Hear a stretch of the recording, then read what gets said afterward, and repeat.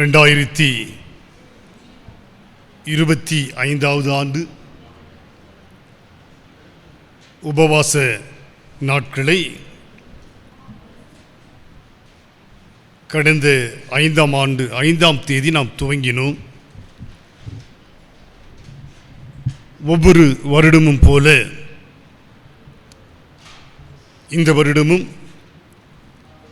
ஒவ்வொரு வெள்ளி, சனி, ஞாயிறு 3 நாட்களும் சிறப்பு செய்தியாளர்கள் வந்து நம்மோடு கூட ஆண்டுடைய செய்தியை பகிர்ந்து கொண்டிருக்கின்றார்கள். இந்த நாளிலே நம்மோடு கூட ஆண்டுடைய செய்தியை பகிர்ந்து கொள்ளும்படியாய்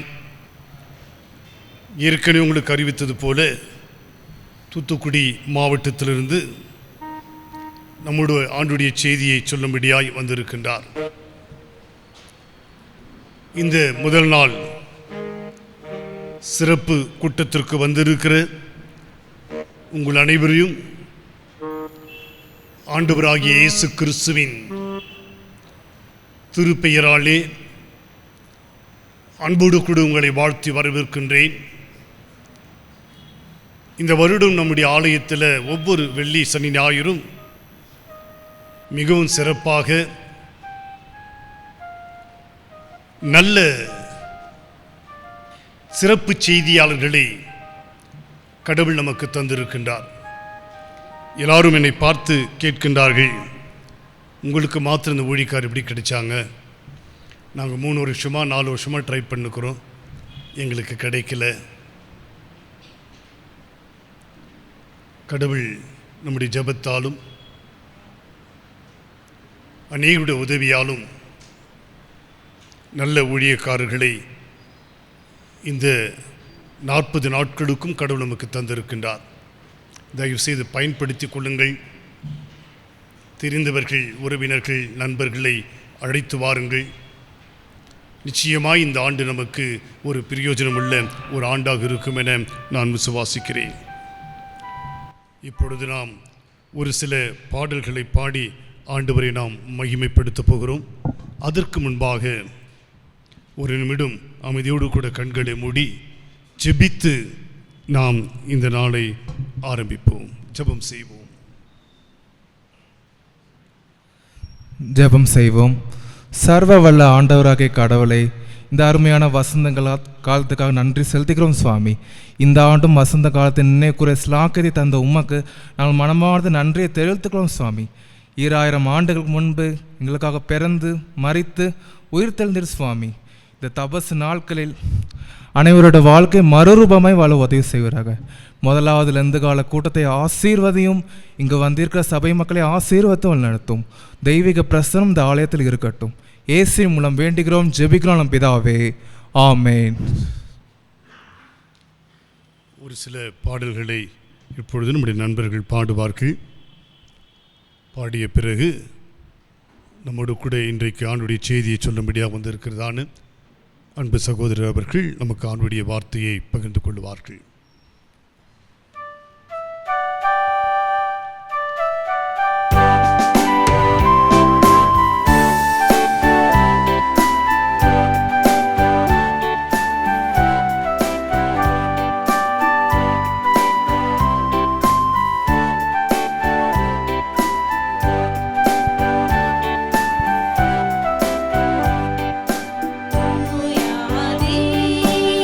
பூயவரே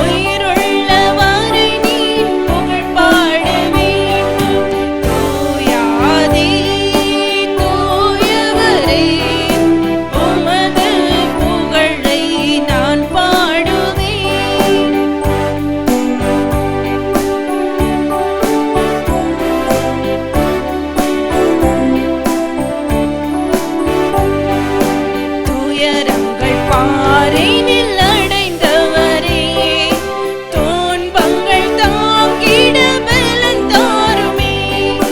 துயரங்கள் பாரினில் அடைந்தவரே, துன்பங்கள் தாங்கிட பலன் தாருமே. பாரில் எனக்கு வேறென்ன வேண்டும்? உயிருள்ளவரை நீ புகழ் பாட வேண்டும்.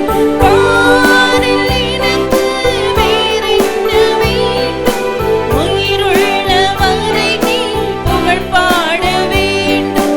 தூயாதே தூயவரே, உமது புகழை நான் பாடுவேன்.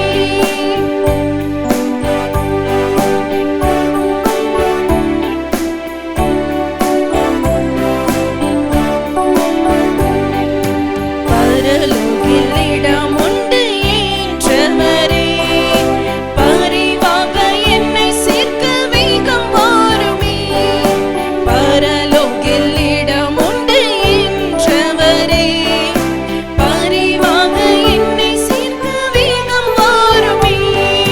வானில் எனக்கு வேறென்ன வேண்டும்? உயிருள்ளவரை நீ புகழ் பாட வேண்டும். வானில் எனக்கு வேறென்ன வேண்டும்? உயிருள்ளவரை நீ புகழ் பாட வேண்டும். தூயாதே தூயவரே, உமது புகழை நான் பாடுவேன். யாதே தூயவரே, உமது புகழை நான் பாடுவேன்.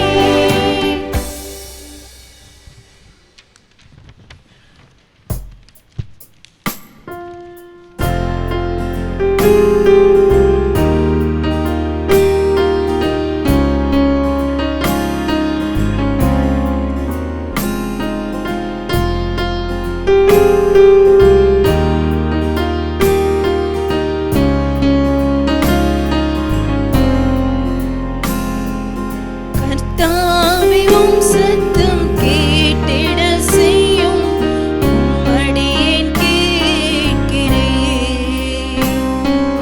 கர்த்தாவே, உம் சத்தம் கேட்டிட செய்யும், உம்மடியேன் கேட்கிறேன்.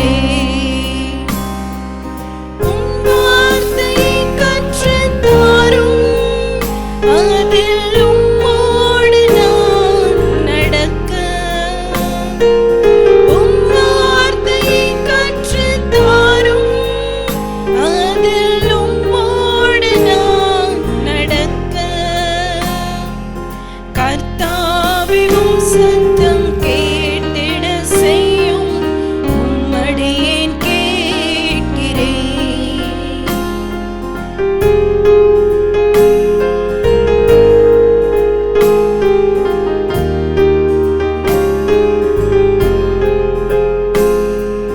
உம் வார்த்தை படித்து, உம் சத்தம் கேட்டு, என்னை சரி செய்து கொள்வேன்.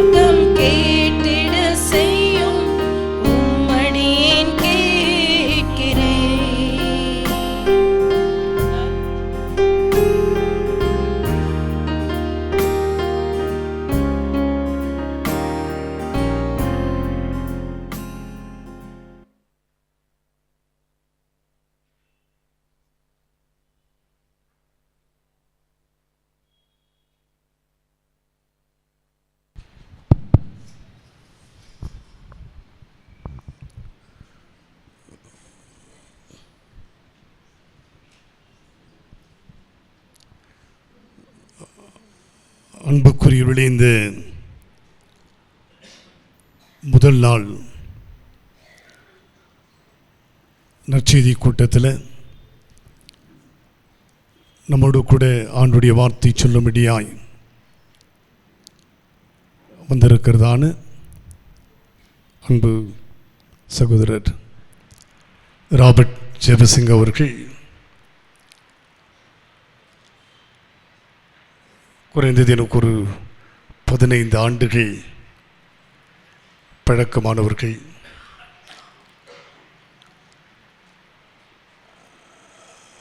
அவருடைய சாட்சி, அவருடைய வாழ்க்கை என்னை மிகவும் கவர்ந்தது.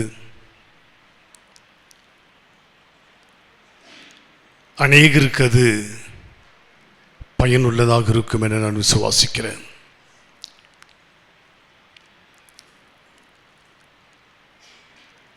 கன்னியாகுமரி மாவட்டம் துவங்கி திருநெல்வேலி, தூத்துக்குடி மாவட்டங்கள் போன்ற பல திருச்சபைகளிலே,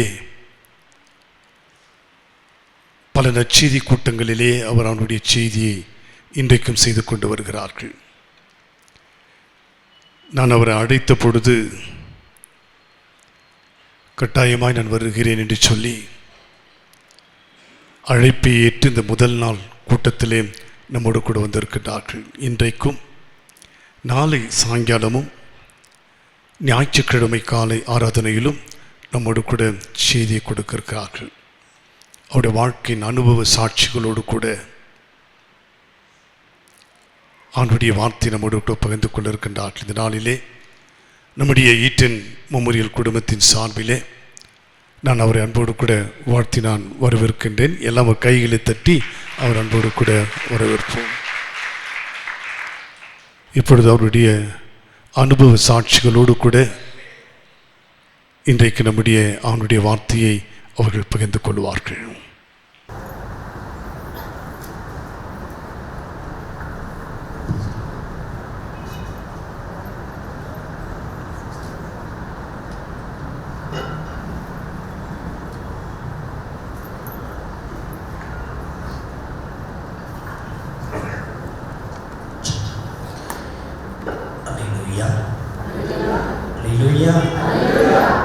ஆண்டவரும் அருமை இரட்சகருமாயிருக்கிற இயேசு கிறிஸ்துவின் இனிதான நாமத்தினாலே தூத்துக்குடி மாவட்டம் நாசரேத் கர்த்தரின் பாதம் ஊழியத்தின் சார்பாக உங்கள் யாவருக்கும் என்னுடைய தாழ்மையான அன்பின் வாழ்த்துதலை உள்ளத்தின் ஆழத்திலிருந்து தெரிவித்துக் கொள்கிறேன். இன்றைய தினத்திலையும் நாளைய தினத்திலையும் நாளை மறுநாளும் உங்களோடு கூட தங்கி என்னுடைய ஊழியத்தை நிறைவேற்றுவதில் பெரிய சந்தோஷம், மகிழ்ச்சி அடைகிறேன். இந்த நாட்களிலே என்னை அன்போடு அழைத்து பயன்படுத்துகிற சபையின் போதகர் மதிப்பிற்குரிய ஐயா அவர்களுக்கு என்னுடைய மனமார்ந்த வாழ்த்துதலை உள்ளத்தின் ஆழத்திலிருந்து தெரிவித்துக் கொள்கிறேன். அவர்கள் இருக்கிற சபைகள் தோறும் என்னை அன்புள்ளத்தோடு கூட அழைத்து பயன்படுத்துகிறது எண்ணி தேவாதி தேவனுக்கே எல்லா துதிகர மகிமையும் நான் உள்ளத்தின் ஆழத்திலிருந்து ஏறெடுக்கிறேன்.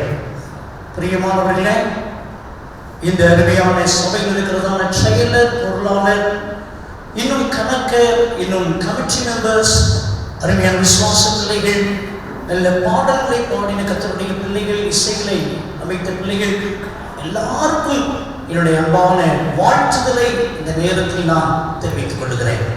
தேவனாகிய கர்த்தர் தாமே உங்களையும் உங்களுடைய சபையும் உங்களுடைய குடும்பத்தையும் இன்னும் அதிகமாகவே ஆசீர்வதிப்பாராக என்று சொல்லி மனதார வாழ்த்துகிறேன். பிரியமானவர்களே, என்னுடைய பெயர் ராபர்ட் ஜெபசிங். தூத்துக்குடி மாவட்டத்திலே நாசரேத் என்று சொல்லக்கூடிய இடத்துல கடந்த 26 ஆண்டு காலமாக முழு நேரமாக கர்த்தரின் பாதம் என்கிற சுவிசேஷ ஊழியத்தை ஆண்டுடைய கிருபையினாலே நான் செய்து வருகிறேன். எனக்கு திருமணமாகி 2 பிள்ளைகள் இருக்கிறாங்க. என்னுடைய மனைவி என்னோடு கூட இணைந்து அவளும் பைபிள் காலேஜ் முடித்திருக்கிறாள், ஊழியத்தின் பாதையில் இருக்கிறாள். என்னுடைய மகள் +1 படிக்கிறாள், தம்பி 8th ஸ்டாண்டர்ட் படிக்கிறாள். என்னுடைய குடும்பத்துக்காக, ஊழியத்துக்காக நீங்கள் தொடர்ந்து ஜெபித்துக் கொள்ளுங்கள். என்னுடைய தாத்தா குருவானவராக, சபையின் பாஸ்டராக அவர்கள் காணப்பட்டார்கள். என்னுடைய இளம் வயதை என்னுடைய தாத்தா ரெவரண்ட் ஏபி ராபர்ட் சைமன் அவர்களைப் போல நானும் ஒரு குருவானவராக வேண்டும், போதகராக வேண்டும் என்று என்னுடைய வாழ்வை நான் அர்ப்பணம் செய்தேன். என்னுடைய படிப்புகளை முடித்துவிட்டு சென்னை பட்டணத்திற்கு நான் கடந்து போன போது உலக பிரகாரம் வேலை ஒன்று என்னை தேடி வந்தது. பெரிய மன போராட்டம். ஊழியத்துக்கு போகவா, வேலைக்கு போகவா என்று சொல்லி என்னுடைய உறவினர் ஒருவருடைய ஆலோசனைக்கு இணங்க அந்த உலக பிரகாரமான வேலையில போய் நான் ஜாயின் பண்ணினேன். கை நிறைய சம்பளம், நல்ல ஒரு கம்பெனி, நல்ல ஒரு எதிர்காலம் என்று சொல்லி மிக அருமையாய் போய் கொண்டிருந்தது. அப்படி பணியாற்றி கொண்டிருக்கிற அந்த நாட்களில ஒரு நாள் நான் தங்கியிருக்கிற அந்த கெஸ்ட் ஹவுஸ்ல ஆண்டவர் இயேசு பிரத்யட்சமாய் தோன்றி, மகனே, உன்னை ஊழியத்துக்கு என்று ஒப்பு கொடுத்தாயே, அதை மறந்து இந்த உலக பிரகாரமான வேலையை நீ பார்த்து கொண்டிருக்கிறாயே என்று ஆண்டவர் என்னோடு கூட பேசினார். ஆண்டவருடைய வார்த்தைக்கு நான் கீழ்ப்படியவே இல்லை.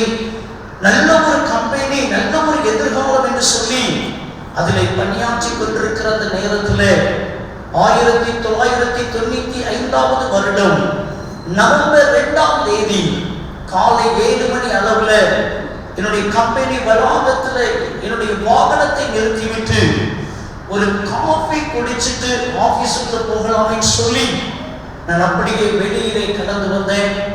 சுமார் 2.5-3 அடி உயர்வுடைய மிதி மேல ஏறி ஒரு காஃபி குடிக்கிறதற்காக நடந்து போய் கொண்டிருக்கும் போது எதிர்பாராத விதத்துல பிரேக் ஃபெயிலியர் ஆகி போன 407 ஒரு மினி லாரி ஒன்று மிக கொடிய வேகத்துல என் மேல வந்து மோதிவிட்டது. என் அன்புக்குரிய தேவனையே, அந்த கொடிய விபத்துல தலையில பலமாக அடிபட்டது, மூளையில ரத்தம் நீர் கட்டியது, மேல்நாடை கீழ்நாடை பிணைக்கப்பட்டது, என் உடல் முழுவதும் மிக பயங்கரமாய் காயப்பட்டது. குறிப்பாக என்னுடைய இடது காலின் பாத பகுதி 2 துண்டாக முறிந்து போய்விட்டது. என் அன்புக்குரிய தேவனுடைய பிள்ளையே, சுமார் 2 மணி நேரம் செத்த நாய் மாதிரி அந்த பிளாட்ஃபார்ம்ல கிடந்தேன். எனக்கு உதவி செய்வதற்கு கூட யாரும் முன் வரவில்லை. இந்த கொடிய சூழ்நிலையில ஆட்டோ ஓட்டுகிற ஒரு ஆட்டோ மேன் தான் என்னை பார்த்து, இவர் ஒரு இளம் வாலிபராக இருக்கிறார், இவரை எப்படியாயும் காப்பாற்ற வேண்டும் என்று சொல்லி ரத்த வெள்ளத்துல கடந்த என்னை தூக்கி தன்னுடைய ஆட்டோவில் வைத்து சென்னையில ஒரு புகழ்பெற்ற மருத்துவமனையில என்னை கொண்டு போய் அனுமதித்தார். எனக்கு அன்பான கர்த்தருடைய பிள்ளைகளை, சுமார் 40 நாட்களாக சுயநினைவே இல்லாதவனாக அந்த இன்டென்சிவ் கேர்ல நான் காணப்பட்டேன். டாக்டர் சொன்னாங்க, தலையில பலம் அடிபட்டிருக்கிறது, மூளையில ரத்தம் நீர் கட்டி இருக்கிறது, மேல்நாடை கீழ்நாடை பிணைக்கப்பட்டிருக்கிறது, இடது கால் பாத பகுதி 2 துண்டாக முறிந்து போயிருக்கிறது. இந்த மனிதர் பிழைத்தாலும் சுயநினைவோடு கூட இவர் இருக்க முடியாது என்று சொல்லி என்னை குறித்து சொன்னாங்க. இந்த கொடிய சூழ்நிலையில முட்டுக்கு கீழே காலை கட் பண்ணி எடுக்கணும்னு சொல்லிட்டாங்க. வாய் திறக்காது அப்படின்னு சொல்லிட்டாங்க. மருத்துவரால கைவிடப்பட்டேன். இந்த கொடிய சூழ்நிலையில சூசைட் பண்ணிக்கிடணும், தற்கொலை பண்ணிக்கிடணும் அப்படி இருக்கும் போதுதான் நானும் நீங்களும் ஆராதிக்கிற மெய்யான தெய்வமாகிய ஆண்டவராம் இயேசு கிறிஸ்து என் வாழ்விலே ஒரு அற்புதத்தை நிகழ்த்தினார். அந்த சாட்சியை நான் நாளை அல்லது நாளை மறுநாளில் உங்களோடு கூட நான் பகிர்ந்து கொள்ளுவேன். ஆகினாலே இந்த வெள்ளிக்கிழமை மட்டும் சர்ச்சைக்கு வந்துட்டு நாளைக்கு வராம இருந்துடாதீங்க, ஞாயிற்றுக்கிழமை வராம இருந்துடாதீங்க. இந்த 3 நாட்களிலும் கர்த்தர் நமக்கு கிருபையாய் கொடுத்த நாட்கள். கணவன், மனைவி, பிள்ளைகள் சொல்லி நீங்க ஆண்டவரை தேடி வாங்க. ஆண்டவர் நிச்சயமா இந்த நாட்கள்ல உங்களோடு கூட பேசுவாரு. எல்லாரும் ஒரு வினாடி இப்படி இருக்கிற இடத்துல எழுந்திருந்து ஆண்டவரை நோக்கி நம்ம பார்க்க போறோம். கர்த்தருடைய வார்த்தைக்கு நேரமாக நம்ம இப்படி நம்ம செவியை திரும்ப போறோம். எல்லாரும் அப்படி எழுந்திருப்பீங்களா? கண்களை மூடி ஆண்டவரை நோக்கி பார்ப்பீங்களா? Thank you Lord, thank you Lord. உம்மழகான கண்கள் என்னை கண்டதாலே முடிந்ததென்று நினைத்த நான் உயிர் வாழ்கின்றேன். உம்மழகான கண்கள் என்னை கண்டதாலே முடிந்ததென்று நினைத்த நான் உயிர் வாழ்கின்றேன். யாரும் அறியாத என்னை நன்றாய் அறிந்து தேடி வந்த நல்ல நேசரே. யாரும் அறியாத என்னை நன்றாய் அறிந்து தேடி வந்த நல்ல நேசரே. உம்மழகான கண்கள் என்னை கண்டதாலே முடிந்ததென்று நினைத்த நான் உயிர் வாழ்கின்றேன். தூக்கி எறியப்பட்ட என்னை வேண்டுமென்று சொல்லி சேர்த்து கொண்ட நல்ல நேசரே. தூக்கி எறியப்பட்ட என்னை வேண்டுமென்று சொல்லி சேர்த்து கொண்ட நல்ல நேசரே. உம்மழகான கண்கள் என்னை கண்டதாலே முடிந்ததென்று நினைத்த நான் உயிர் வாழ்கின்றேன். உம்மழகான கண்கள் என்னை கண்டதாலே முடிந்ததென்று நினைத்த நான் உயிர் வாழ்கின்றேன். கிருபையாய் நேசிக்கிறீர்கள் அன்பின் பரலோக பிதாவே, உம்முடைய ஒரே பேரான குமாரனாகிய இயேசு கிறிஸ்துவை நீர் எங்களுக்காக இந்த உலகத்தில் கொடுத்த அன்புக்காக உமக்கு நாங்கள் நன்றி செலுத்துகிறோம் கர்த்தாவே. இயேசு கிறிஸ்துவின் நிமித்தமாய் அவர் மூலமாய் உம்மை நோக்கி நாங்கள் பார்க்கிறோம். இந்த நெருங்கும் கிருபையின் காலத்தை எங்களுக்கு தந்திருக்கிறீரப்பா. இந்த கிருபையின் நாட்களில் உம்முடைய வார்த்தையை வெளிப்படுத்துவீராக. இந்த நாளில் உம்முடைய வார்த்தையை கேட்பதற்கு ஆவலோடு வருகை தந்திருக்கிற ஒவ்வொரு பிள்ளைகளோடும் நீர் பேசும்படி நான் சொல்லுகிறேன் அப்பா. நீர் என்ன சொல்ல சத்தம் வைத்திருக்கிறீரோ அந்த வார்த்தையை கொண்டு பேசுவீராக. அடிமை மறைத்து நீர் வெளிப்படும் ஆண்டவரே. இந்த இடத்திற்கு மறைத்து வந்ததற்கு ஒரு முகாந்திரம் உண்டு அல்லவா? தேவனாகிய கர்த்தர் அடிமையை சிலுவையின் நிழலில் மறைத்து வெளிப்படுவீராக. உம்முடைய நாமம் மட்டும் மகிமைப்படட்டும் ஆண்டவரே. நீர் பேசும் நாங்கள் கேட்கிறோம். இயேசு கிறிஸ்துவின் நாமத்தில் ஜெபிக்கிறோம் எங்கள் ஜீவனுள்ள நல்ல பிதாவே. ஆமென். ஆமென். உட்காருங்கள், உட்காருங்கள். அல்லேலூயா, அல்லேலூயா. ஆண்டவர் இயேசு கிறிஸ்துவின் இனிதான நாமத்தினாலே மீண்டும் ஒரு விசை உங்கள் எல்லாருக்கும் என்னுடைய அன்பான தாழ்மையான வாழ்த்துக்களை உள்ளத்தின் ஆழத்திலிருந்து தெரிவித்துக் கொள்கிறேன். தேவனாகிய கர்த்தர் உங்கள் ஒவ்வொருவரையும் அபரிதமாய் ஆசீர்வதிக்கவே ஆசீர்வதிப்பாராக. அல்லேலூயா.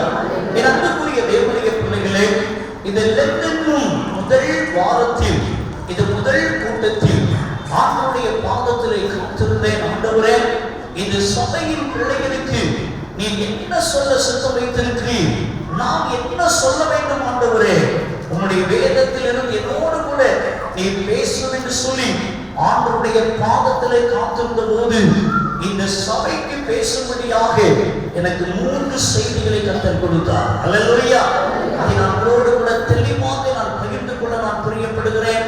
முதல் நாளில் இன்றைக்கு ஆண்டவர் உங்களோடு கூட சொல்லும்படியாக சொன்ன ஒரு காரியம் என்ன?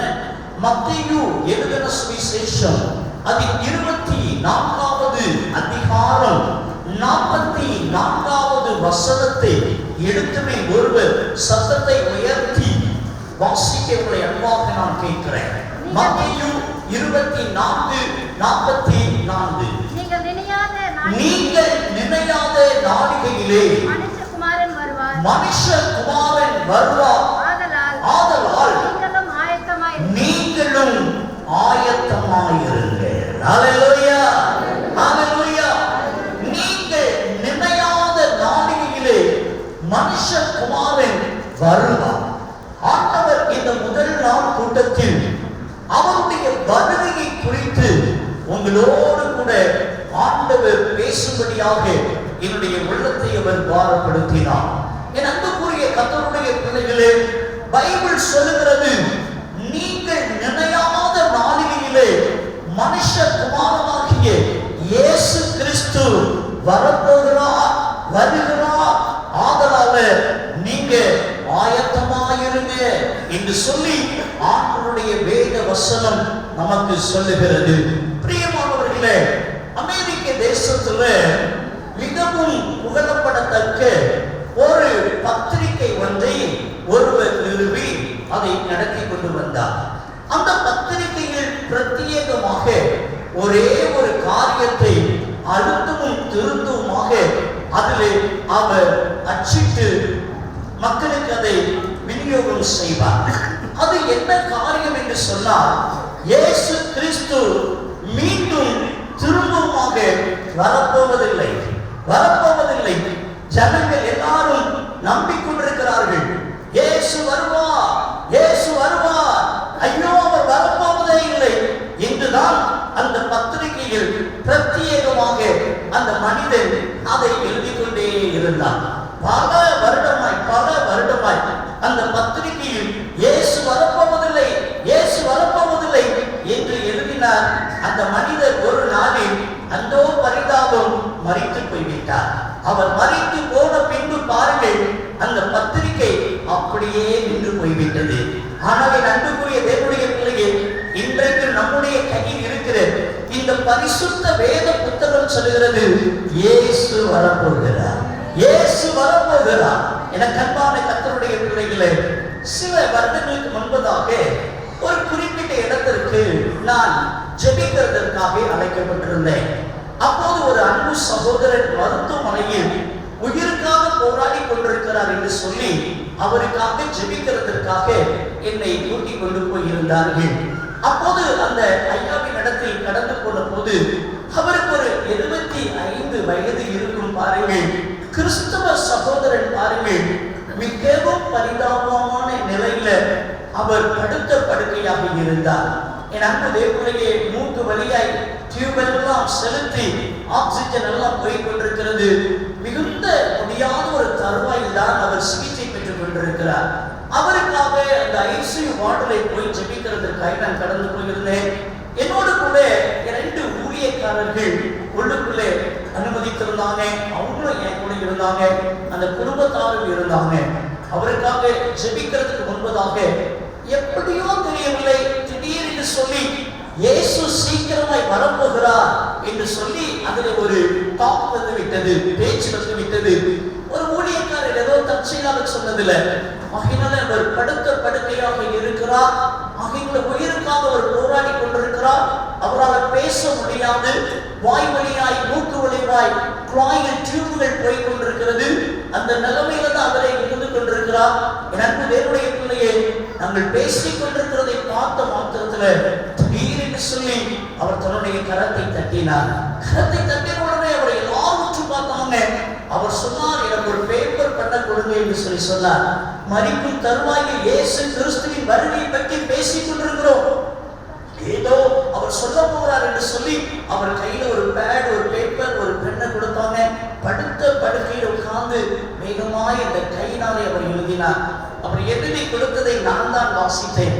அவர் அதில் எழுதியிருந்தார், நான் சிறு பையனா இருக்கும் பொழுது இருந்து இயேசு வருகிறார் வருகிறார் என்று சொல்லிக்கொண்டே இருக்கிறார்கள். ஆனால் இயேசு இதுவரைக்கும் வரவில்லை. எனக்கும் 75 வயது ஆகிவிட்டது. ஒருவேளை இயேசு வருகிறார் என்று சொல்வதெல்லாம் போய் இயேசு வரப்போவதில்லை என்று சொல்லி அதில் அவர் அதை எழுதி காண்பித்தார். மிகுந்த வேதனையாய் இருந்தது, மிகுந்த வேதனையாய் இருந்தது. 75 வயதுடைய ஒரு மனிதர், ஒரு கிறிஸ்தவ சகோதரர்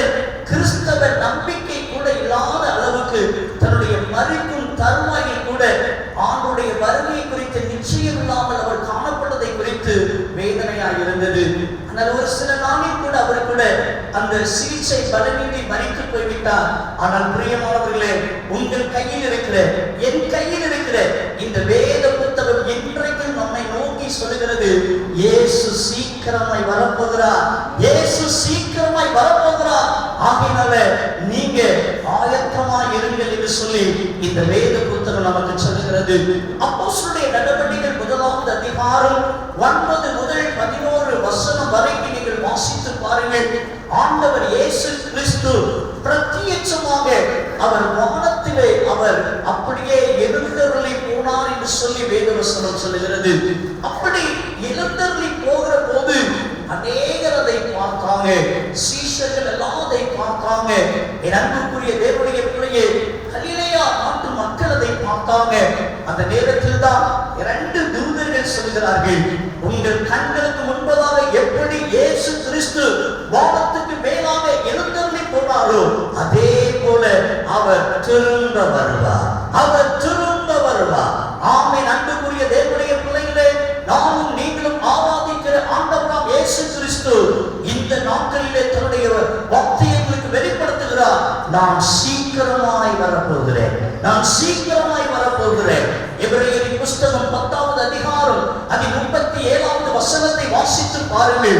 வருகிறவர் இன்னும் கொஞ்ச காலத்திலே வருவார் என்று சொல்லி பைபிள் சொல்லுகிறது.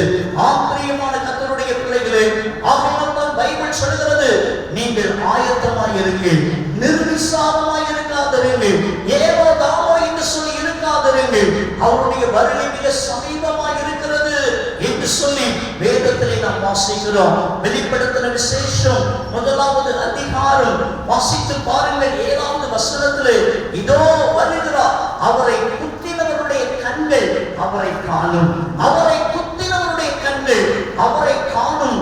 என் அன்புக்குரியவர்களே, பிரத்யட்சமாய் எப்படி வானத்துக்கு எழுந்தருளி போனாரோ அதே போல என் ஆண்டவர் இயேசு கிறிஸ்து பிரத்யட்சமாக அவர் வரப்போகிறார். அல்லேலூயா, அல்லேலூயா. இன்றைக்கு ஒருவேளை நாம் பேசிட்டு இருக்கிறது, இன்றைக்கு வீடியோ எடுத்துட்டு இருக்கிறவங்க, இன்றைக்கு வெளிநாட்டுல இருக்கிறவங்க கூட இன்றைக்கு அதை பார்த்து கொண்டிருக்கலாம். ஒருவேளை நான் பெங்களூர்ல பேசிக் கொண்டிருக்கிறேன், ஜெயநகர்ல பேசிக் கொண்டிருக்கிறேன்.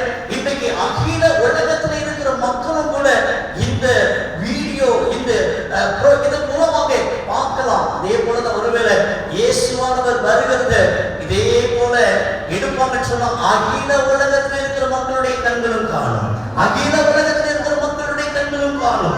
என் அன்புக்குரிய தேவனுடைய பிள்ளையே, என் ஆண்டவராம் இயேசு கிறிஸ்து அவர் வரப்போகிறார். மத்தேயு எழுதின சுவிசேஷம் 24:30 சொல்லுகிறது, வானத்தில் மனுஷகுமாரன் வருகிறதை சகல கோத்திர மக்களும் காண்பார்கள், சகல கோத்திர மக்களும், ஜாதி மதம் பேதமின்றி சகல ஜனங்களும் இயேசு கிறிஸ்துவை காண்பார்கள் என்று சொல்லி பைபிள் சொல்லுகிறது. என் அன்புக்குரிய வெளிப்படுத்தின விசேஷம் 22:7 மற்றும் 12 இப்படி சொல்லுகிறது, இதோ சீக்கிரமாய் வருகிறேன் என்று ஆண்டவர் இயேசு கிறிஸ்து திருவுளம் பற்றுகிறார், திருவுளம் பற்றுகிறார். என் அன்புக்குரிய கர்த்தருடைய பிள்ளைகளே, ஆண்டவர் இயேசு கிறிஸ்துவின் வருகையின் போது இந்த இடத்துல இருக்கிற ஒரு நபர் கூட கைவிடப்பட்டு விடக்கூடாது. இத்தனை வருடமாய் ஆண்டவர் ஆண்டவர் என்று ஓடினது வீணாய் போய்விடக் கூடாது, ஆலயம் ஆலயம் என்று ஓடினது வீணாய் போய்விடக் கூடாது. இன்றைக்கு ஆண்டவர் சொல்லுகிறார், நீங்கள் ஆயத்தமாயிருங்கள், நீங்கள் ஆயத்தமாயிருங்கள். வெளிப்படுத்தின விசேஷம் 22:20 சொல்லுகிறது, மெய்யாகவே நான் சீக்கிரமாய் வருகிறேன். ஆண்டவர் சொல்லுகிறார், மெய்யாகவே உண்மையாகவே நான் சீக்கிரமாய் வரப்போகிறேன் என்று சொல்லி ஆண்டவர் திருவுளம் பற்றுகிறார். எனக்கு அன்பான கர்த்தருடைய பிள்ளைகளே, இன்றைக்கு நம்முடைய நிலைமைகள் எப்படி இருக்கிறது? ஆண்டவருடைய வருகை குறித்த நம்பிக்கையோடு கூட நம்ம வாழ்ந்துட்டு இருக்கிறோமா?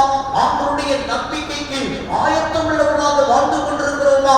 இந்த லெந்து நாட்களில நம்மளை ஆயத்தப்படுத்துறதுக்கு தான் கர்த்தர் இந்த நாளை நமக்கு கிருபையாக தந்திருக்கிறார். அல்லேலூயா, அல்லேலூயா.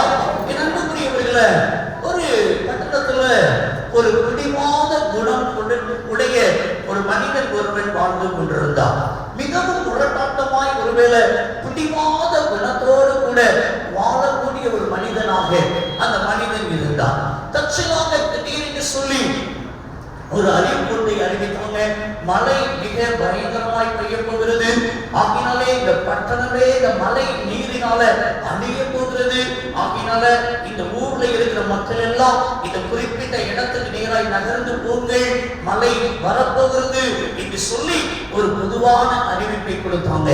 அந்த அறிவிப்பை கேட்ட உடனே அந்த பட்டணத்தில் இருக்கிற மக்கள் எல்லாம் சுதாரித்துக் கொண்டாங்க. தன்னுடைய மனைவி, பிள்ளைகள், உடைமைகள், மிருக ஜீவன்கள் கூட அவங்க அப்படியே எடுத்துக்கொண்டு அந்த குறிப்பிட்ட இடத்துக்கு நேராய் கடந்து போனாங்க. ஆனா அந்த பட்டணத்துல ஒரு பிடிவாத குணமுடைய மனிதன் என்று சொல்லி பாத்தீங்களா, அந்த மனிதன் மட்டும் அந்த ஊரை விட்டு புறப்படவே இல்லை. மழை பெய்ய ஆரம்பித்தது. மக்கள் எல்லாரும் சொன்னாங்க, எப்பா நீ வாப்பா, மழை சொன்ன மாதிரி பெய்து கொண்டிருக்கிறது, ஆகினால் இந்த பட்டணம் அழியாதபடிக்கு நீ எங்களோடு கூட வா என்று சொல்லி அழைத்து பார்த்தார்கள். நான் ஒன்றும் வர முடியாது, இந்த பட்டணத்தை கடவுள் அழிக்கிறதா இருந்தா, மழை நீரினால அழிக்கிறதா இருந்தா அந்த கடவுள் வந்து என்கிட்ட சொல்லிட்டு அப்படின்னு சொல்லிட்டு ரொம்ப பிடிவாத குணத்துல அவர் இருந்து விட்டார். ஆக இந்த பட்டணத்தின் மக்கள், அந்த மிருக ஜீவன்கள் எல்லாம் அந்த குறிப்பிட்ட இடங்களுக்கு நேராக நகர்ந்து போயிட்டாங்க. ஆனா இந்த மனிதன் அந்த பட்டணத்துல தான் வீட்டிலேயே இருந்தார். மழை அதிகமாய் பெய்தது, அதிகமாய் பெய்தது. அதே போலவே வீட்டினுடைய அந்த நீர் மட்டங்கள் அப்படியே பெருக ஆரம்பித்தது. அந்த நேரத்துல போட்டுல ஒரு மனிதன் வந்தான். போட்டுல வந்து அந்த மனிதன் கெஞ்சி கூத்தாடி அவனை கூப்பிட்டான், எப்பா நீ மட்டும்தான் இந்த பட்டணத்துல இருக்கிறார், தயவு செய்து இந்த போட்டில நீ ஏறிக்கொள், உன்னை நான் காப்பாற்றி விடுகிறேன், உன்னை நான் காப்பாற்றி விடுகிறேன் என்று சொல்லி கூப்பிட்டான். இந்த மனிதன் சொன்னான், இந்த பட்டணம் அழிய போகவே போகிறதில்லை, இந்த பட்டணம் அழிகிறதா இருந்தால் அந்த கடவுள் வந்து என்கிட்ட சொல்லட்டும், அந்த ஆண்டவர் வந்து என்கிட்ட சொல்லட்டும், அதற்கு பின்பு நான் வருகிறேன் என்று சொல்லி தன்னுடைய பிடிவாத குணத்துல அவன் அப்படியே இருந்து விட்டான்.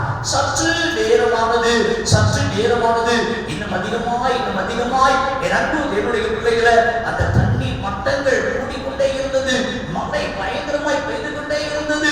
அந்த நேரத்துல அந்த வீட்டு கூரை மேல ஏறி உட்கார்ந்து கொண்டான். அந்த வீட்டு கூரை மேல தான் தப்பிக்கொள்ள வேண்டும் என்பதற்காக அந்த நேரத்துல பாருங்க, ஒரு ஹெலிகாப்டர்ல ஒரு மனிதன் கடந்து வந்தான். அவன் சொன்னான், நண்பா இந்த கயிறை மட்டும் நீ பிடித்துக்கொள், இந்த கயிறை மட்டும் நீ பற்றிக்கொள், உன்னை நான் காப்பாற்றி விடுகிறேன், உன்னை நான் காப்பாற்றி விடுகிறேன், தயவு செய்து இந்த கயிறை பிடி என்று சொல்லி எவ்வளவோ கெஞ்சி கூத்தாடி பார்த்தார். அந்த மனிதன் சொன்னார், கடவுள் வந்து என்று சொல்லட்டும், நான் மட்டும் வரப்போவதில்லை என்று சொல்லி தன்னுடைய பிடிவாத குணத்தினால அவன் அப்படி வரவே இல்லை. ஆகிய மழை அதிகமாய் பெய்தது. அதுக்கு மேல அவனால் இருக்க முடியல. அந்த மேல் மட்டத்துல இருந்து கீழே விழுந்து அவன் அப்படியே செத்து போயிட்டான். செத்து போன பின்பு ஆண்டுடைய சமூகத்துக்கு அவன் கடந்து போறான். ஆண்டுடைய சமூகத்துல போய் சொல்றான், ஆண்டவரே ஆண்டவரே, உங்க மேல நான் எவ்வளவு நம்பிக்கையா இருந்தேன், எவ்வளவு பற்றுறுதியா இருந்தேன், எவ்வளவு பக்தி வைராக்கியத்தோடு கூட இருந்தேன், என்னை கைவிட்டுட்டீங்களா ஆண்டவரே என்று சொல்லி ஆண்டவரிடத்துல போய் அவன் குற்றப்படுத்தினான். அப்போதான் ஆண்டவர் சொன்னார், மகனே அந்த வீட்டுக்குள்ள தண்ணி இருக்கிற நேரத்துல மழை பெய்துட்டு இருக்கும்போது ஒரு மனிதன் வந்து உன்னை கூப்பிட்டான் பாத்தியா, அது வேற யாரும் இல்ல, என்னுடைய தூதனை நான் அனுப்பினேன், என்னுடைய தூதனை அனுப்பினேன், நீ சாதாரணமான ஒரு மனிதன் என்று சொல்லி அவமதித்து விட்டாய், அந்த வார்த்தைக்கு நீ கீழ்ப்படியாமல் போய்விட்டாய், எனினும் உன் மீது நான் அன்பு கொண்டதுனால அந்த போட்டுல ஒரு மனிதனை நான் அனுப்பி வைத்தேன். ஏதோ தற்செயலாய் ஒரு மனிதன் வந்து உன்னை கூப்பிட்டதாக நீ எண்ணிக்கொண்டாய். இல்லை நண்பா, உன் மீது நான் அன்பு கொண்டதுனால என்னுடைய தூதனை நான் அனுப்பி வைத்தேன், என்னுடைய தூதனை கொண்டு உன்னை காப்பாற்றி விடலாம் என்று சொல்லி எண்ணினேன். ஆனாலும் உன்னுடைய பிடிவாத குணத்தினால நீ அந்த தூதனை கூட நம்பவே இல்லை, அந்த வார்த்தைக்கு கீழ்ப்படியவே இல்லை. அது மாத்திரம் இல்ல, கடைசியா ஒரு சந்தர்ப்பத்தை கொடுக்கணுமே சொல்லிட்டு நீ அந்த வீட்டு மேல் கூரையில நீ போராடி கொண்டிருக்கும் போது ஹெலிகாப்டர் மூலமாக ஒரு மனிதனை அனுப்பினேன். அது சாதாரணமான மனிதன் அல்ல, என்னுடைய தூதனை நான் உனக்காக அனுப்பி வைத்தேன். நீ புறக்கணித்து விட்டாய், நீ புறக்கணித்து விட்டாய், உன்னுடைய வாழ்வை நீயே அழித்துக் கொண்டாய் என்று சொல்லி ஆண்டவர் அவனை குற்றம் சாட்டினாரா? என் அன்புக்குரிய கர்த்தருடைய பிள்ளைகளே, இன்றைக்கு உங்களுடைய வாழ்க்கையில இந்த வருகையை குறித்த நம்பிக்கை இல்லாத ஒரு கிறிஸ்தவமா இருப்பீங்கன்னு சொன்னா இன்னைக்கு மனம் திரும்புங்க, இன்னைக்கு மனம் திரும்புங்க, அவருடைய வருகைக்கு ஆயத்தமாகுங்க. எனக்கு அன்பான கர்த்தருடைய பிள்ளைகளே, யாக்கோபின் புஸ்தகம் 5:8 சொல்லுகிறது, என் அன்பு பிள்ளைகளே, இயேசு கிறிஸ்துவின் வருகை சமீபமாக இருக்கிறது, சமீபமாய் இருக்கிறது, நமக்கு ரொம்ப அருகாமையில இருக்கிறது. இன்றைக்கு பிரியமான தேவனுடைய பிள்ளைகளை, ஆண்டுடைய வருகைக்கு நீங்க ஆயத்தம் உள்ளவர்களாக இருக்கிறீங்களா? ஆண்டுடைய வருகை குறித்த நினைவோடு கூட இருக்கிறீங்களா? இன்னைக்கு திருச்சபைகள்ல தோறும் இன்னைக்கு பாத்தீங்கன்னா வருகை குறித்ததான காரியங்கள் ஒருவேளை இன்னைக்கு ஜனங்களுக்குள்ள அறியாத ஒரு நிலைமையாக இருக்கிறது. இன்னைக்கு அநேக வாலிப பிள்ளைகளுக்கு வருகை குறித்த காரியம் தெரியாம இருக்கிறது. இன்னைக்கு உலகம் உலகம் உலகம் என்று சொல்லி ஓடிக்கொண்டே இருக்கிறோம். ஒரு மிஷன் லைஃபாக வாழ்ந்து கொண்டிருக்கிறோம். ஒரு காரியத்தை மறந்துடாதீங்க, இயேசு வரப்போகிறார். மத்தேயு 24:36 சொல்லுகிறது, அந்த நாளை பிதாவாகிய தேவன் தவிர வேறு ஒருவரும் அறியார்கள். என் அன்புக்குரியவர்களே, எந்த தேவ தூதனுக்கும் தெரியாது, எந்த தீர்க்கதரிசிக்கும் தெரியாது. இன்னைக்கு இருக்கிற தீர்க்கதரிசியெல்லாம் பாருங்க, அமெரிக்காவில் என்ன நடக்க போகுது, அமெரிக்காவில் என்ன செய்ய போகுது, ஆஸ்திரேலியாவில் என்ன நடக்குது, நம்ம இந்தியாவில் என்ன நடக்க போகுது, நீ ஒரு மணி நேரம் சொல்லல. சொல்றதெல்லாம் பாருங்க, வெளிநாட்டில் அது நடக்க போகுது, வெளிநாட்டில் அங்க அது நடக்க போகுது. என் அன்பு பிள்ளையே, இயேசு கிறிஸ்துடைய வருகையும் எந்த ஊழியக்காரங்களையும் சொல்ல முடியாது, எந்த தீர்க்கதரிசிகளாலையும் சொல்ல முடியாது. பைபிள் சொல்லுகிறது, பிதாவாகிய தேவனை தவிர இயேசு கிறிஸ்துவுக்கே தெரியாது. அல்லேலூயா. பிதாவாகிய தேவன் கட்டளையிடும் போது இயேசு வருவா, இயேசு வருவா. ஆகினால் தான் பைபிள் சொல்கிறது, நீங்க நினையாத நாளிகையில, நீங்க எதிர்பாராத நேரத்துல அவர் வருவார் என்று சொல்லி பைபிள் சொல்லுகிறது. ஆகினால தான் நீங்க ஆயத்தமாயிருங்க. என் அன்பு தேவனுடைய பிள்ளையே, இயேசு கிறிஸ்துடைய வருகையும் நமக்கு தெரியாது, நம்முடைய மரணமும் நமக்கு தெரியாது. ரெண்டு ஒண்ணுதான், ரெண்டு ஒண்ணுதான். இன்னைக்கு ராத்திரி நம்ம மரிச்சு போவோன்னு எவருக்குமே தெரியாது. என் அன்பு தேவனுடைய பிள்ளையே, எவ்வளவு பெரிய பாடி ஃபில்டரா இருப்பாங்க, பெரிய பெரிய வீராங்கனா இருப்பாங்க, ஆனா ஒரு சின்ன காரியத்தினால இறந்து போயிடுவாங்க. நல்லா பேசிட்டு இருந்தான் இறந்தாலும் இப்படி இறந்து போயிட்டாரு ஐயா. என் அன்புக்குரிய தேவனுடைய பிள்ளையே, இயேசு கிறிஸ்துவின் வருகையும் தெரியாது, நம்முடைய மரணமும் தெரியாது. இயேசு கிறிஸ்துவின் வருகை ஒன்றுதான், நம்முடைய மரணமும் ஒன்றுதான். ஆமென். புரிஞ்சுக்கோங்க, புரிஞ்சுக்கோங்க. ஆண்டவருடைய வருகை இந்த ராத்திரியில இருக்குமானால் நாம் கைவிடப்படுவோமா, ஏற்றுக்கொள்வோமா? இதுதான் முக்கியம், இதுதான் முக்கியம். இன்னைக்கு நண்புக்குரிய தேவனுடைய பிள்ளையே, இத்தனை ஆண்டு காலமாக இந்த ஆலயத்துல நான் தூணா இருக்கிறேன், இந்த ஆலயத்துல பொறுப்புல இருக்கிறேன், இந்த ஆலயத்துல இப்படி இருக்கிறேன், அதெல்லாம் நல்லது, அதெல்லாம் நல்லது. ஆனா அவருடைய வருகையின் போது கைவிடப்படுவோமா, ஏற்றுக்கொள்ளப்படுவோமா?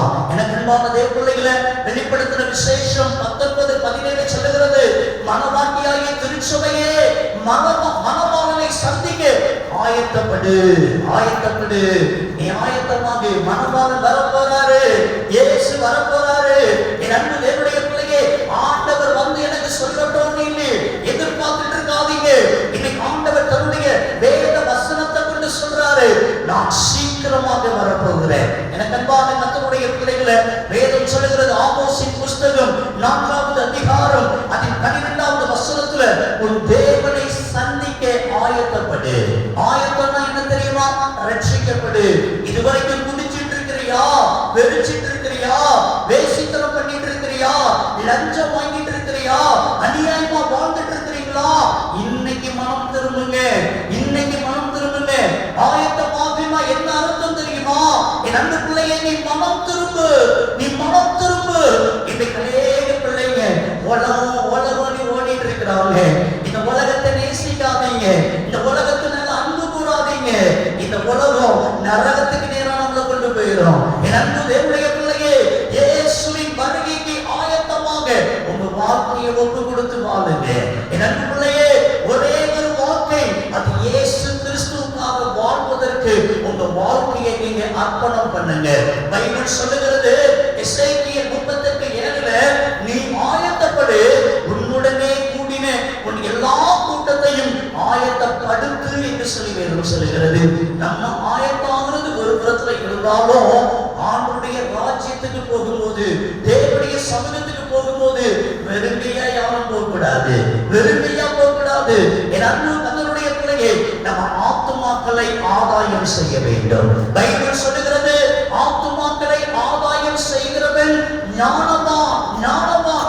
இந்த உலகத்துல வாழுகிற ஒவ்வொரு கிறிஸ்தவ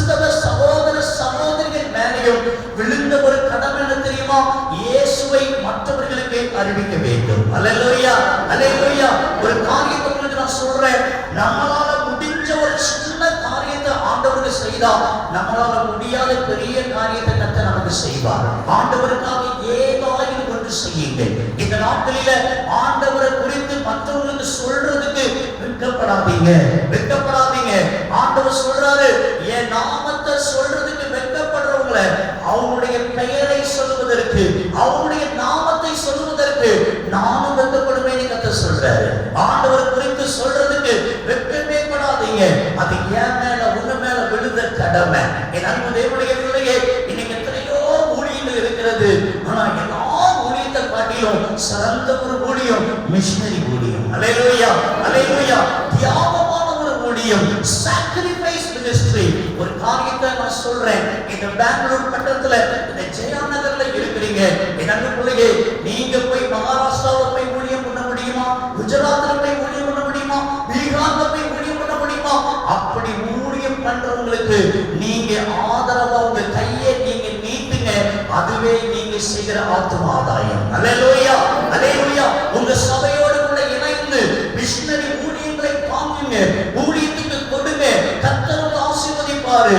கர்த்தர் கொடுத்திருக்கிற வருமானத்துல ஒரு பகுதியை ஆண்டவருடைய ராஜ்யம் கட்டப்படுகிற காரியத்துக்கு நீங்க செலவு செய்து பாருங்க. அது பரலோக ராஜ்யத்துல உங்களுக்காக, உங்க குடும்பத்துக்காக, உங்க பிள்ளைகளுக்காக அது அந்த அக்கௌண்ட்ல இருக்கும். அல்லேலூயா, அல்லேலூயா.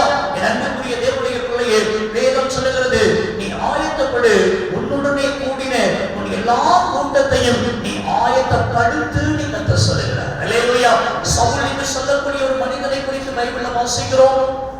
இயேசுன்னு சொன்னாலே அவனை கொலை செய்வதற்கு அஞ்சாத ஒரு மனிதன். அப்படிப்பட்ட ஒரு சவுல் ஆண்டவர் ஒளியின் மூலமாக சந்தித்தார். அந்த சவுலை பவுலாக கர்த்தர் மாற்றினார். என் அன்பு தேவர்களே, அந்த பவுல் பார்த்தீங்கன்னா ஆண்டவருக்காக வைராக்கியம் பாராட்டினான். அவன் மாம்சத்துல வைராக்கியம் பாராட்டல.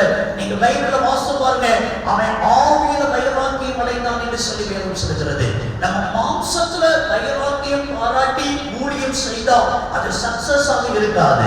நம்ம ஆவியில வைராக்கியம் அடைந்து ஊழியம் செய்தா அது சக்சஸ் ஆக இருக்கும். அல்லேலூயா. அவன் என்ன செய்தா பாருங்க, முழங்கால மடங்கினா, ஆண்டவரை நோக்கி கதறினா. என் அன்பு பிள்ளையே, ஆண்டவருக்காக எழுந்தா. அத்தனை என்று சொல்லக்கூடிய ஒரு பட்டணத்துக்கு போறான். அந்த பட்டணம் விக்கிரகத்தால நிறைந்து இருக்கிறது. அந்த பட்டணத்தை பார்த்த உடனே அவன் என்ன செய்யலாம் தெரியுமா? சந்தை வெளிக்கு நேரா ஓட்டமா ஓடுனா, தெருக்களுக்கு நேரா ஓட்டமா ஓடுனா. யார் யாரெல்லாம் பார்க்க முடியுமோ பார்த்து இயேசுவே கிறிஸ்து என்று சொல்லி எல்லாருக்கும் அறிவித்தான். அல்லேலூயா.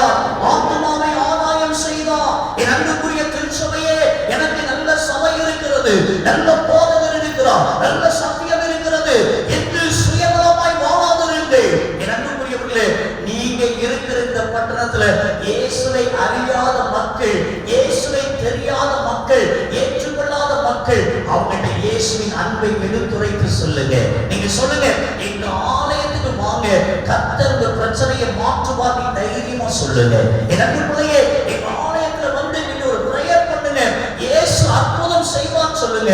எங்க பாஸ்டர்ட்ட வந்து நீங்க பிரார்த்தனை பண்றதுக்கு வாங்க, நீ கூட்டிட்டு வாங்க. என் அன்பு பிள்ளையே, இத்தனை வருடம் அந்த ஆலயத்துல நீங்க இருக்கிறீங்களே, எத்தனை ஆத்மாவை கூட்டிட்டு வந்திருக்கிறீங்க?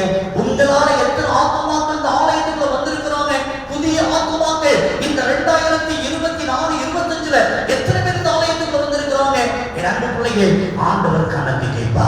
நீ ஆயத்தமாக, அதோடு கூட நீ ஆயத்தப்படுத்து. அல்லேலூயா, அல்லேலூயா. ஆண்டவர் இயேசு கிறிஸ்துவின் வருகை மிக சீக்கிரமா இருக்கிறது, மிக சீக்கிரமா இருக்கிறது. அல்லேலூயா, அல்லேலூயா. தெரிந்த ஒரு பாடல் ஒன்றை நாம் பாட போகிறோம். தெரிந்த ஒரு பாடல், பழைய பாடல். ஆகினால கரங்களை தட்டி உற்சாகமாக இந்த பாடலை நாம் பாடலாம். மேக மீதில் இயேசு ராஜன் வேகம் வாராரே. மேக மீதில் இயேசு ராஜன் வேகம் வாராரே.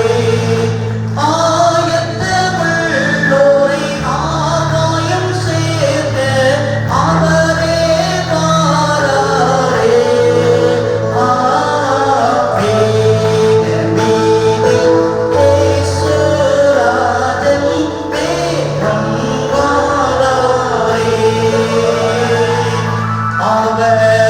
உரைத்த அடையாளங்கள் எல்லாம் தவறாமல் நடக்கின்றதே.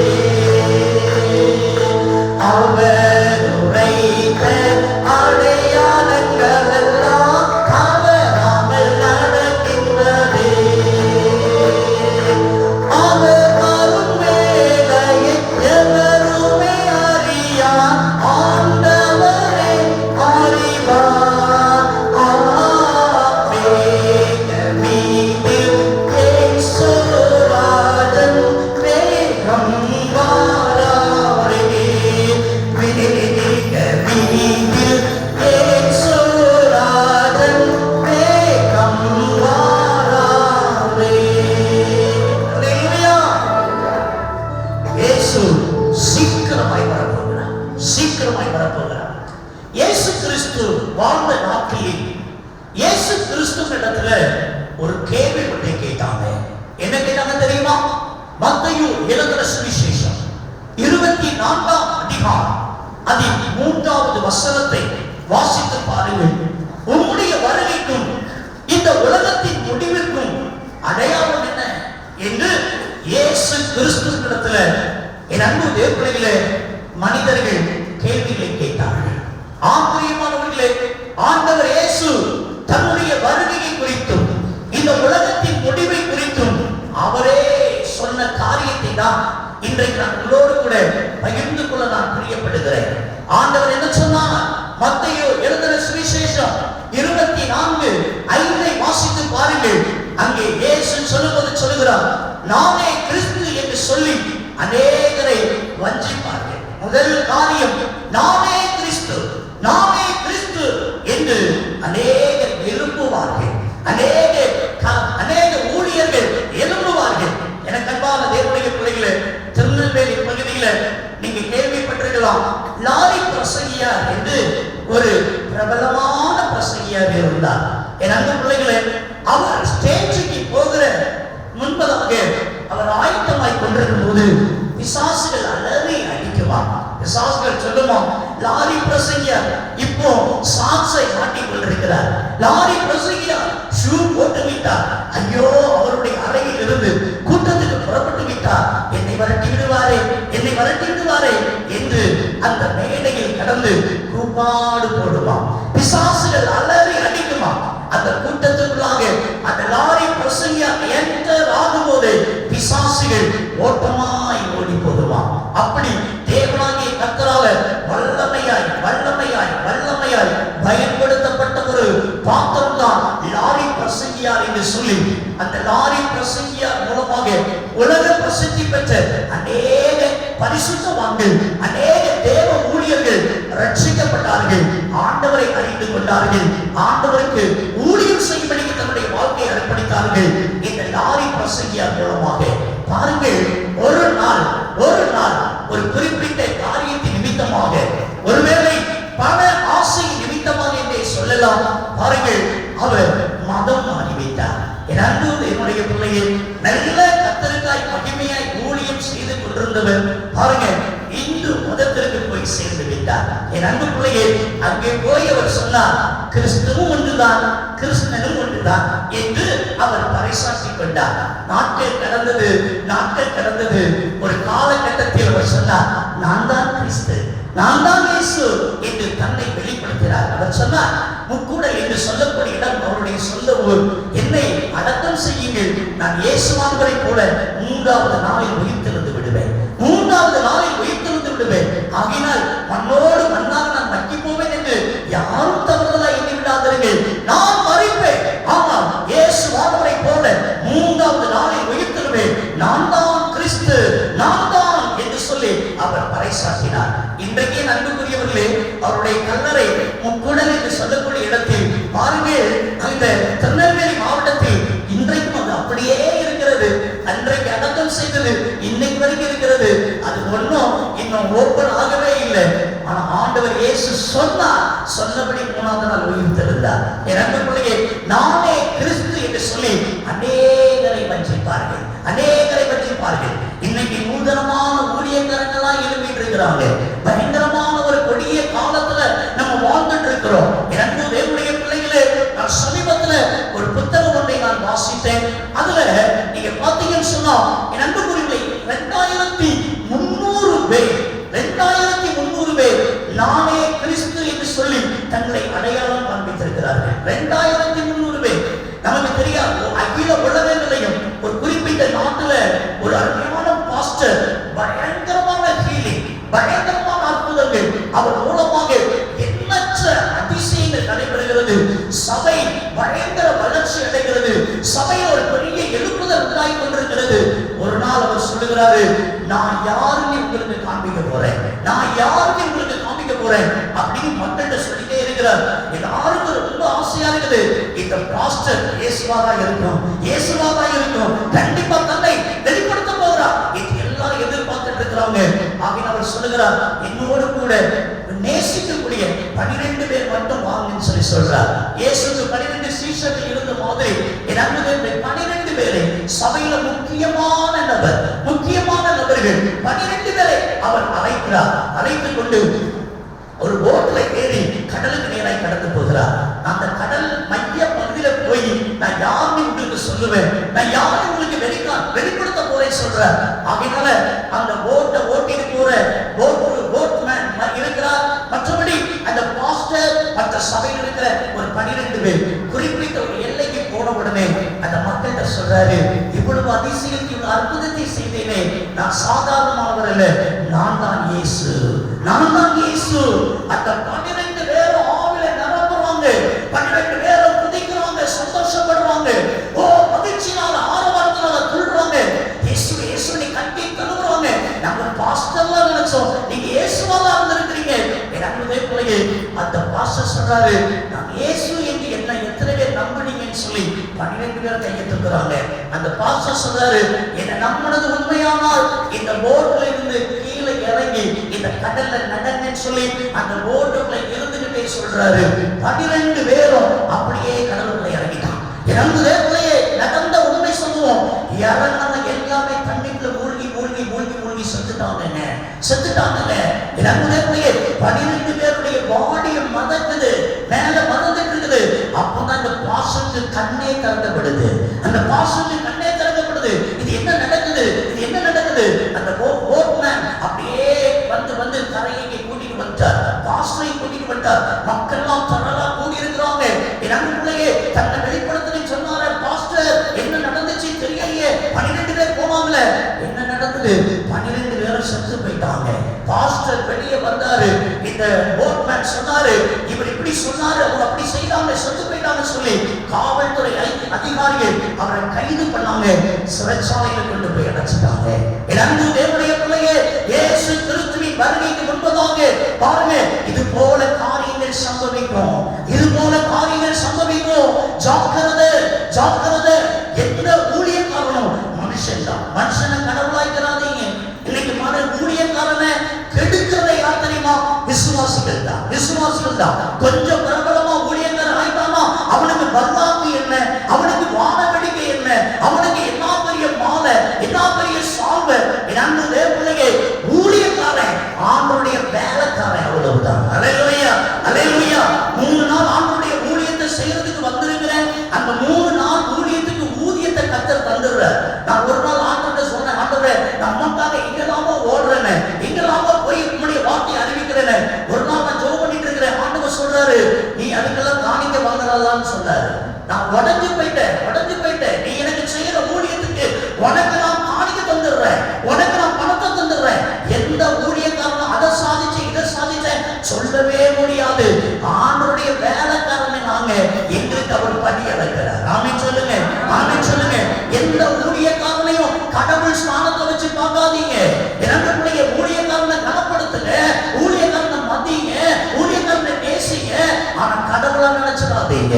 எனக்குரிய தேவனுடைய பிள்ளையே, நானே கிறிஸ்து என்று சொல்லி அநேகரை வஞ்சிப்பாங்க. 2வது காரியம் என்ன? 6வது வசனம் சொல்லுகிறது, யுத்தங்கள் உண்டாகும். இன்னைக்கு பாத்தீங்களா, பாகிஸ்தானுக்கும் இந்தியாவுக்கும் இடையில அந்த யுத்தத்தின் செய்தி நின்னமானே இல்லை. ஏதாவது ஒரு விதத்துல பிரச்சனைகள் நடந்து கொண்டே இருக்கிறது. பார்டர்ல இருக்கிற யுத்த வீரர்கள் 4 நாள் செத்துட்டு தான் இருக்கிறாங்க. வெளியே தெரியறது இல்லை, வெளியே தெரியறது இல்லை. அன்புக்குரிய தேவனுடைய பிள்ளையே, நம்ம இன்னைக்கு பார்க்கிறோம் பாருங்க, ரஷ்யா உக்ரைன் போர் எவ்வளவு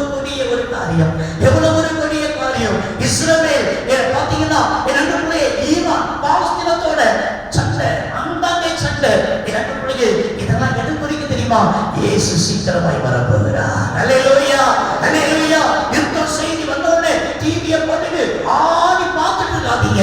உங்களை ஆயத்தப்படுத்துங்க, உங்களை ஆயத்தப்படுத்துங்க. ஆண்டவரே, நீங்க சொன்ன அடையாளங்கள்லாம் நடந்துட்டு இருக்கு. ஆண்டவரே, நான் இன்னும் ஆயத்தாகலையே, நான் இன்னும் முடியாததா தானே இருக்கிறேன், இன்னும் டிவி சீரியலை பார்த்துக்கிட்டே இருக்கிறேன், இன்னும் பொல்லாத பாவ வாழ்க்கை பார்த்துட்டே இருக்கிறேன், உங்களை அறிகிற அறிவுல வளராம இருக்கிறேன். ஆண்டவரே, அடையாளங்கள் நிறைவேறிட்டு இருக்குது, உங்க வருகை இன்னைக்கு இருக்குன்னா என் நிலைமை என்ன? அப்படி நினைங்க, அப்படி நினைங்க.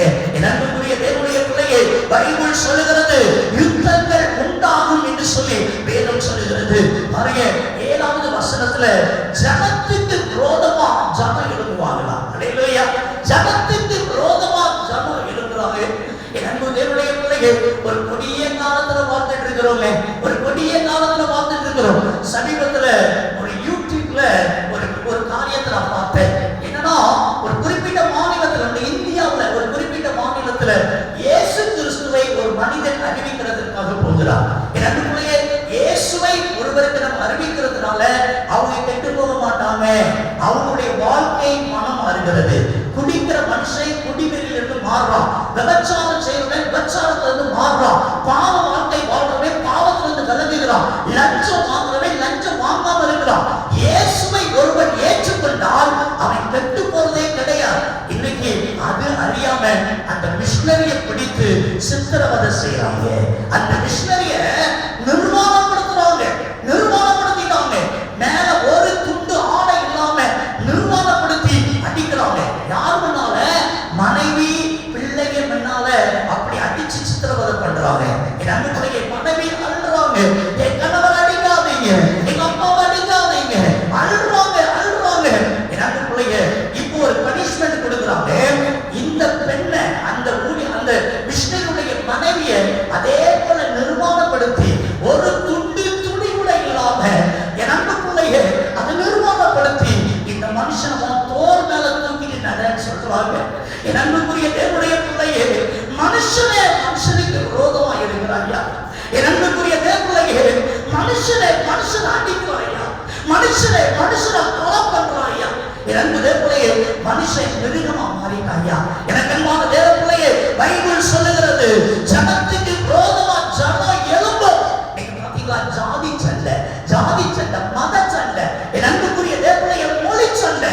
இன்னைக்கெல்லாம் பயங்கரமான ஒரு கொடிய காலத்துல வாழ்ந்துட்டு இருக்கிறையா. மனுஷனே மனுஷனுக்கு ஆப்போசிட்டா செயல்படுறாயா. மனுஷனே மனுஷனை ஈவு இறக்க இல்லாம நாய் அடிக்கிற மாதிரி அடிக்கிறாயா. என் அன்பு தேவனுடைய ஒரு காரியத்தை நான் சொல்றேன், எந்த மனுஷனையும் கை நீட்டாதீங்க. நமக்கு எவ்வளவு பெரிய பவர் இருக்கலாம், எவ்வளவு பெரிய பதவி இருக்கலாம், எவ்வளவு பெரிய அந்தஸ்து இருக்கலாம், தயவு செய்து நம்ம மனுஷன் நம்மள மதிக்கணும். எதுக்காக இருக்கிற மனுஷனையும் மதிக்கணுங்க. எனக்கு கை இருக்குது, எனக்கு பணம் இருக்குது, எனக்கு பதவி இருக்குதுன்னு சொல்லி உன் கையை நீட்டி ஒரு மனுஷனை அடிச்சுட்டா உன் பிள்ளைகள் சபிக்கப்பட்டு போயிடுவாங்க, தெருத்து நடி போயிடுவாங்க. இன்னைக்கு சிலர் தன்னுடைய அதிகாரத்தை பயன்படுத்துவாங்க. என் அன்புக்குள்ளேயே ஒரு ஏழ்மையான மனுஷனை சவுத்துல அடிச்சிருவாங்க, நீ அடிச்சுட்டு போயிடலாம், உன் பிள்ளைகளோட கர்த்தர் கணக்கு கேட்பார். மறந்துடக்கூடாது.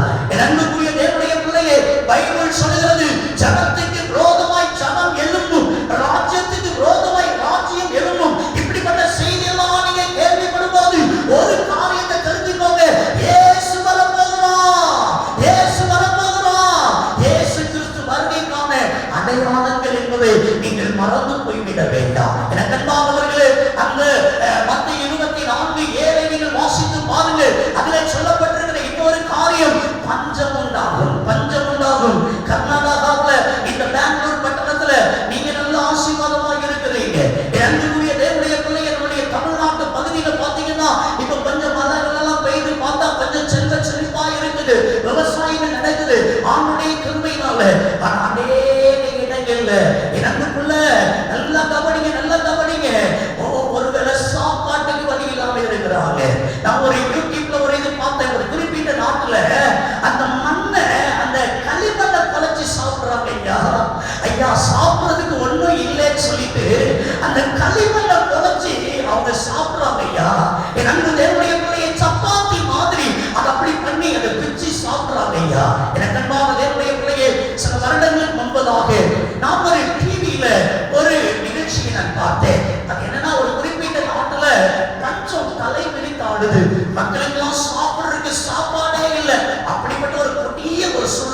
இருக்கிறது. அதனால அங்க இருக்கிற ஒரு மருத்துவர் என்ன பண்றாரு, அங்க இருக்கிற எல்லா நாயையும் பிடிக்கிறாரு, அந்த நாய்க்கு ஊசி போடுறாரு. அந்த நாய் அப்படியே இறந்து போகுது. அதை அப்படியே குடிச்சு வச்சிருக்கிறாங்க, நாயை குடிச்சு வச்சிருக்கிறாங்க. ஒரு ஜென்டில்மேன் போய் கேட்கிறான், ஏயா வாயிலான ஜீவன் இந்த மிருகத்தை போய் ஊசி போட்டு அநியாயமா கொள்றீங்க? அந்த டாக்டர் சொல்றாரு, கருணை உள்ளத்தோடு இந்த நாயை நாங்கள் கொள்ளுகிறோம். கருணை உள்ளத்தோடு. என்னையா கருணை உள்ளோம்? என் பிள்ளையே, மனுஷனுக்கே சாப்பிடுறதுக்கு சாப்பாடு இல்லை, இந்த நாய்களுக்கு சாப்பாடே இல்லை. அது பசியினால கஷ்டப்படுது. அது படுற கஷ்டத்தை பார்த்து அந்த நாய்க்கு கருணை உள்ளத்தோடு அதுக்கு ஊசி போட்டு அதை கொள்றோம் சொல்லி அவர் அறிவித்தார். பிரியமான தேவனுடைய பிள்ளையே, பஞ்சம் மனுஷனுக்கு மட்டும் இல்ல, மிருக ஜீவன்களுக்கும் பஞ்சம். என் அன்பு தேவனுடைய இது போல செய்திகள் வருகிறது என்று சொன்னா ஒரு காரியம் தெரிஞ்சுக்கோங்க, இயேசு சீக்கிரமாய் வரப்போகிறான். இயேசு சீக்கிரமாய் வரப்போகிறான். ஜனங்களுடைய பாவங்கள் பெருகி பெருகி பெருகி என் அன்பு பிள்ளையை சாபமாய் மாறிக்கொண்டிருக்கிறது. அந்த சாபத்தின் விளைவுதான் பஞ்சம். அந்த சாபத்தின் விளைவுதான் பஞ்சம். இன்னைக்கு நம்மகிட்ட கையில பணம் இருக்குது, அதனால கொடுத்து வாங்கிடுறோம். இன்னும் கொஞ்சம் காலங்கள் போயிட்டுன்னா பணமே இல்லாம போயிடும். நம்ம நினைச்ச பொருளை கூட வாங்க முடியாது, நினைச்ச பொருளை கூட வாங்க முடியாது. ஒரு பஞ்ச காலம் வரும், பஞ்ச காலம் வரும். எனக்கு தேவனுடைய பிள்ளையே, பைபிள் சொல்லுகிறது பஞ்சங்கள் உண்டாகும். நீங்க தெரிஞ்சுக்கோங்க, இயேசு சீக்கிரமாய் வரப்போகிறார். எனக்கு அன்பான தேவனுடைய பிள்ளையே, பஞ்சத்தின் செய்தி இன்றைக்கு ஆங்காங்கே நம்ம கேள்விப்பட்டுக்கிட்டே தான் இருக்கிறோம். இயேசு சீக்கிரமாகவே வரப்போகிறார். இன்னும் பைபிள் என்ன சொல்லுகிறது? அதே 7வது வசனத்தை வாசித்து பாருங்க. கொள்ளை நோய் உண்டாகும், கொள்ளை நோய் உண்டாகும். எனக்கு அன்பான தேவனுடைய பிள்ளைகளை, என்னமெல்லாம் பஞ்சகாமால வாங்க, போலியோ அப்படின்னு சொல்லுவாங்க, இன்னும் நிறைய காரியங்கள் சொல்லுவாங்க. ஆனா இப்போ வருகிற கொள்ளை நோய்க்கெல்லாம் பேரு எங்க இருந்துதான் வைப்பாங்களோ தெரியல. வினோதமா இருக்குது. சாஸ் அப்படின்னு சொல்றாங்க. அந்த சாஸ் அப்படிங்கிற அந்த கொள்ளை நோய் என் அன்பு தேவனுடைய பிள்ளையே பயங்கரமான கொள்ளை நோய். அதுக்கப்புறம் அத்ராக்ஸ் அப்படின்னு சொல்லிட்டு ஒரு கொள்ளை நோயை சொன்னாங்க. அது சாப்பிஸ் பொடி மாதிரி இருக்குமா. அந்த அந்த வைரஸ ஒரு லெட்டருக்குள்ள வச்சு ஒரு நாட்டுக்கு அனுப்பி அதை ஓபன் பண்ணிட்டா கூட அது அப்படியே காற்றுல பரவி மக்களுக்கு எல்லாம் வியாதி வந்துருமா. என் அன்புக்குரிய தேவனுடைய கொள்ளை நோயில அது ஒரு பயங்கரமான ஒரு பெயர் பெற்றதாக இருந்தது. எனக்கு அன்பான தேவனுடைய பிள்ளைகளே, இன்னைக்கு பாத்தீங்கன்னு சொன்னா சிக்கன் குனியா, நீங்களாம் பார்த்துருக்கீங்களா என்ன தெரியல, சிக்கன் குனியா அப்படின்னு சொல்லிட்டு கை காலு மூட்டெல்லாம் முடங்கி விடும். நிறைய பேருடைய அந்த எலும்பு மஞ்சையை தான் அந்த கிருமி சாப்பிடுமா. அதுக்கு பேரு சிக்கன் குனியா அப்படின்னு சொல்லி அந்த நோயினால நிறைய பேர் பாதிக்கப்பட்டவங்க. அந்த சிக்கன் குனியாங்கிறது என்ன கூட பாதித்தது. நான் நாகர்கோவில ஒரு சர்ச்சில் பிரசங்கம் பண்ணி கொண்டிருக்கும் போது திடீரென்று சொல்லி எனக்கு காய்ச்சல் வந்து விட்டது. ஒருவேளை எனக்கு பிள்ளையே அன்றைக்கு அந்த சர்வீஸ் அப்படினால் பேச முடியல. நான் என்னுடைய இருப்பிடத்திற்கு ஒரு கார்ல என்ன அனுப்பி வச்சாங்க. அது என்ன செய்ததுன்னா, இந்த முட்டுக்குள்ள இந்த முழங்காலுக்குள்ள அந்த மஞ்சையை சாப்பிடணும்னு சொல்றாங்க. நான் அதுல ரொம்ப சஃபர் ஆனேன். எனக்கு தேவனுடைய பிள்ளைகளுடைய பகுதியில, கடற்கரை பகுதியில அந்த சிக்கன் குனியா, அந்த டைம்ல தக்காளி குனியா அப்படின்னு சொல்லி ஒரு கொலை நோய் வந்தது.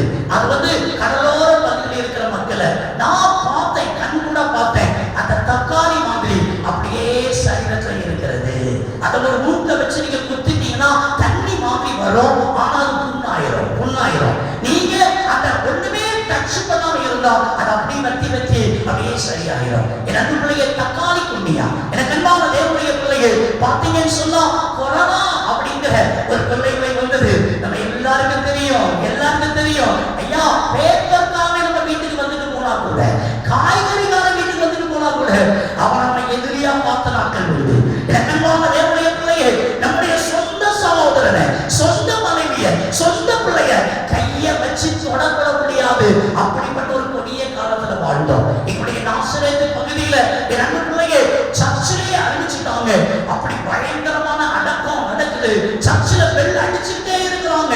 எவ்ரிடே எல்லா நேரமும் பெல் அடிக்கிறாங்க. அதனால வயதானவங்க எல்லாம் பயப்படுறாங்க.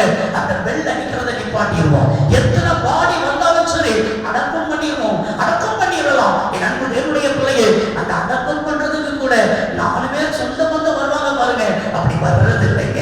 என் அன்புக்குரிய தேவனுடைய பிள்ளைகள், சிக்கன் குனியா அது மாத்திரம்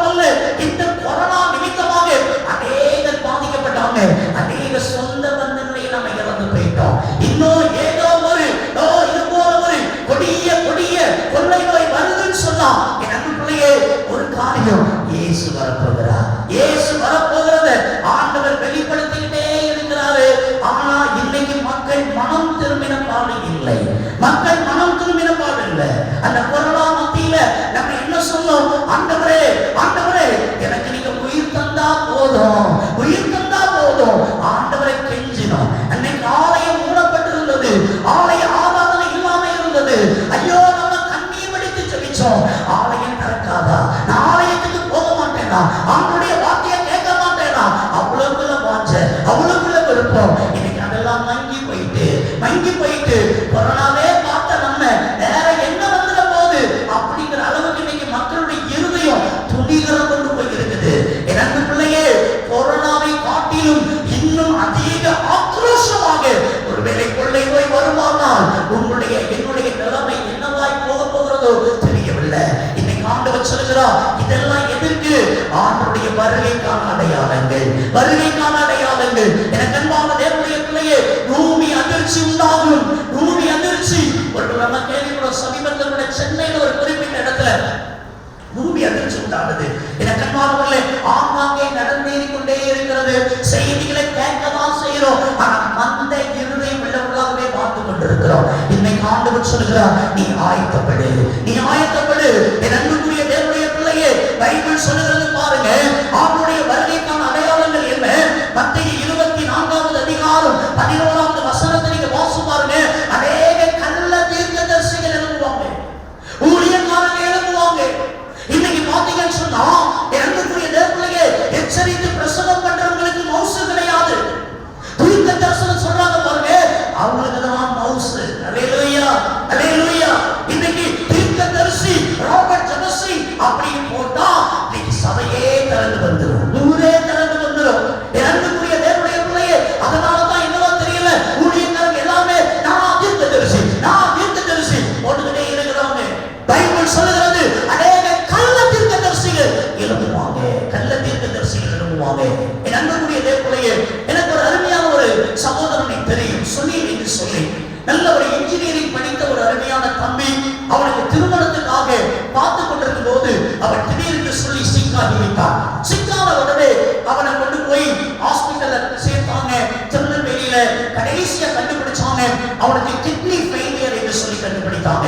உடனே இங்க அவங்க என்ன பண்ணாங்க, வேலூர் சிஎம்சிக்கு அந்த பையனை கூட்டிட்டு வந்தாங்க. வேலூர் சிஎம்சில வந்து அருமையான ட்ரீட்மெண்ட் கொடுத்துட்டு இருந்தாங்க கிட்னி ஃபெயிலியருக்காக. அதுக்கு ஒரு காரியத்தை அப்ப டாக்டர் சொன்னாங்க, ஒன்றும் பயப்பட வேண்டியதில்லை, இந்த காரியத்தை நம்ம தொடர்ந்து செய்வோம், பிள்ளையை காப்பாத்திடலாம் அப்படின்னு சொல்லி சொன்னாங்க. அப்போ சிஎம்சில வந்து ஒரு ஊழியக்காரர், ஒரு பெரிய தீர்க்கதரிசி அப்படின்னு சொல்லி ஜெபிக்கிறதுக்காக தற்செயலாய் வருகிறார். அப்போ இந்த குடும்பத்தை அவர் பார்க்கிறார். அவருக்கு திருநெல்வேலி தான் போல. அவர் சொல்லிக்கிறார், ஓ நீங்க திருநெல்வேலியில தான் வந்திருக்கிறீங்களா? நான் உங்க வீட்டுக்கு வந்து 3 நாள் உங்க வீட்டுல தங்கி உபவாசித்து ஜெபிக்க வேண்டும் என்று சொல்லி இருக்கிறார். உடனே இவங்க என்ன பண்ணினாங்க, சிஎம்சில இருந்து அந்த ட்ரீட்மெண்ட்டை கட் பண்ணிட்டு அப்படியே ஊழியர்கள் சொல்லிட்டாரு, சுகமாயிரம் ஒன்றும் செய்யாதுன்னு சொல்லி அப்படின்னு சொல்லி இவங்க இங்க இருந்து டிஸ்சார்ஜ் ஆகிட்டு திருநெல்வேலிக்கு வீட்டுக்கு வந்துட்டாங்க. இவன் கிட்னி ஃபெயிலியர், இவனுக்கு ட்ரீட்மெண்ட் கொடுக்குறாங்க.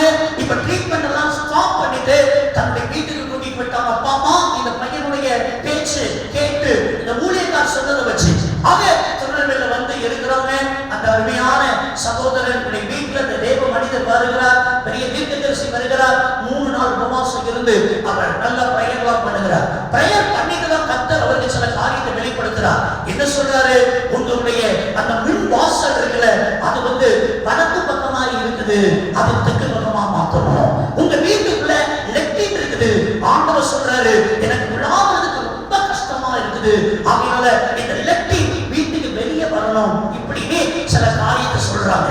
உடனே இவங்க அந்த வடக்கு பக்கத்துல இருக்கிற தெற்கு பக்கமா மாத்துறாங்க. வீட்டுக்குள்ள இருக்கிற லெட்டின் பாத்திரம் எல்லாம் எடுத்து வெளியில கொண்டு போறாங்க. இதுக்குள்ள 2-3 மாசம் ஆயிடுது. நடந்த உண்மை சம்பவம். அதுக்குள்ள இந்த தம்பிக்கு கிட்னி ஃபெயிலியர் குத்தி இறந்து போயிட்டான். என் அன்பு பிள்ளையே, அன்னைக்கு போன ஊழியக்காரு இன்னைக்கு வரைக்கும் அந்த குடும்பத்துக்கு எட்டி கூட பார்க்கல. இதான் நிலைமை, இதான் நிலைமை. ஊழியக்காரர்களே, ஓ நம்பி ஏமாந்துடாதீங்க. அநேக கள்ள தீர்க்கதரிசிகள் எழும்புவாங்க. இயேசு கிறிஸ்துவுடைய வருகைக்கு முன்பதாக அநேக கள்ள தீர்க்கதரிசிகள் எழும்புவாங்க. என் அன்பு பிள்ளையே, 21 நாள்ல உன் வீட்டில் நடந்துரும். 42வது நாள்ல இந்த செகடாக்குல நீங்க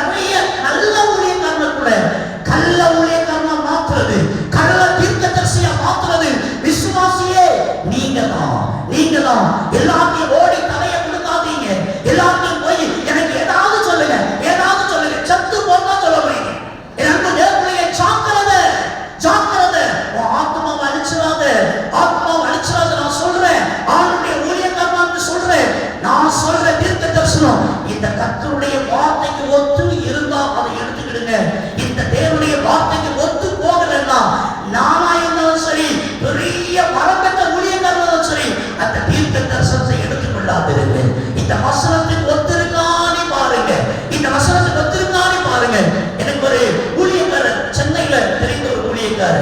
அவர் எங்களுடைய நாசரேத் பட்டணத்துக்கு ஊழியத்துக்காக வந்தார். அப்ப அவர் சொன்னார், உங்க எனக்கு தெரிந்த ஒரு டீச்சர் வீட்டுல ஒரு பிரேயர் பண்றதுக்காக என்ன கூப்பிட்டுருக்காங்க, நான் ஒரு மேரேஜ் ஃபங்க்ஷனுக்காக வந்திருக்கிறேன், அவங்க வீட்டுக்கு போகணும், என்ன கூட்டிட்டு போக முடியுமா அப்படின்னு சொல்லி கேட்டார்.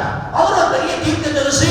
அவனால சரி அண்ணன் வாங்க, எனக்கு ரொம்ப தெரிந்த ஃப்ரெண்டு, அவரை நான் கூட்டிட்டு அந்த வீட்டுக்கு கூட்டு போனேன்.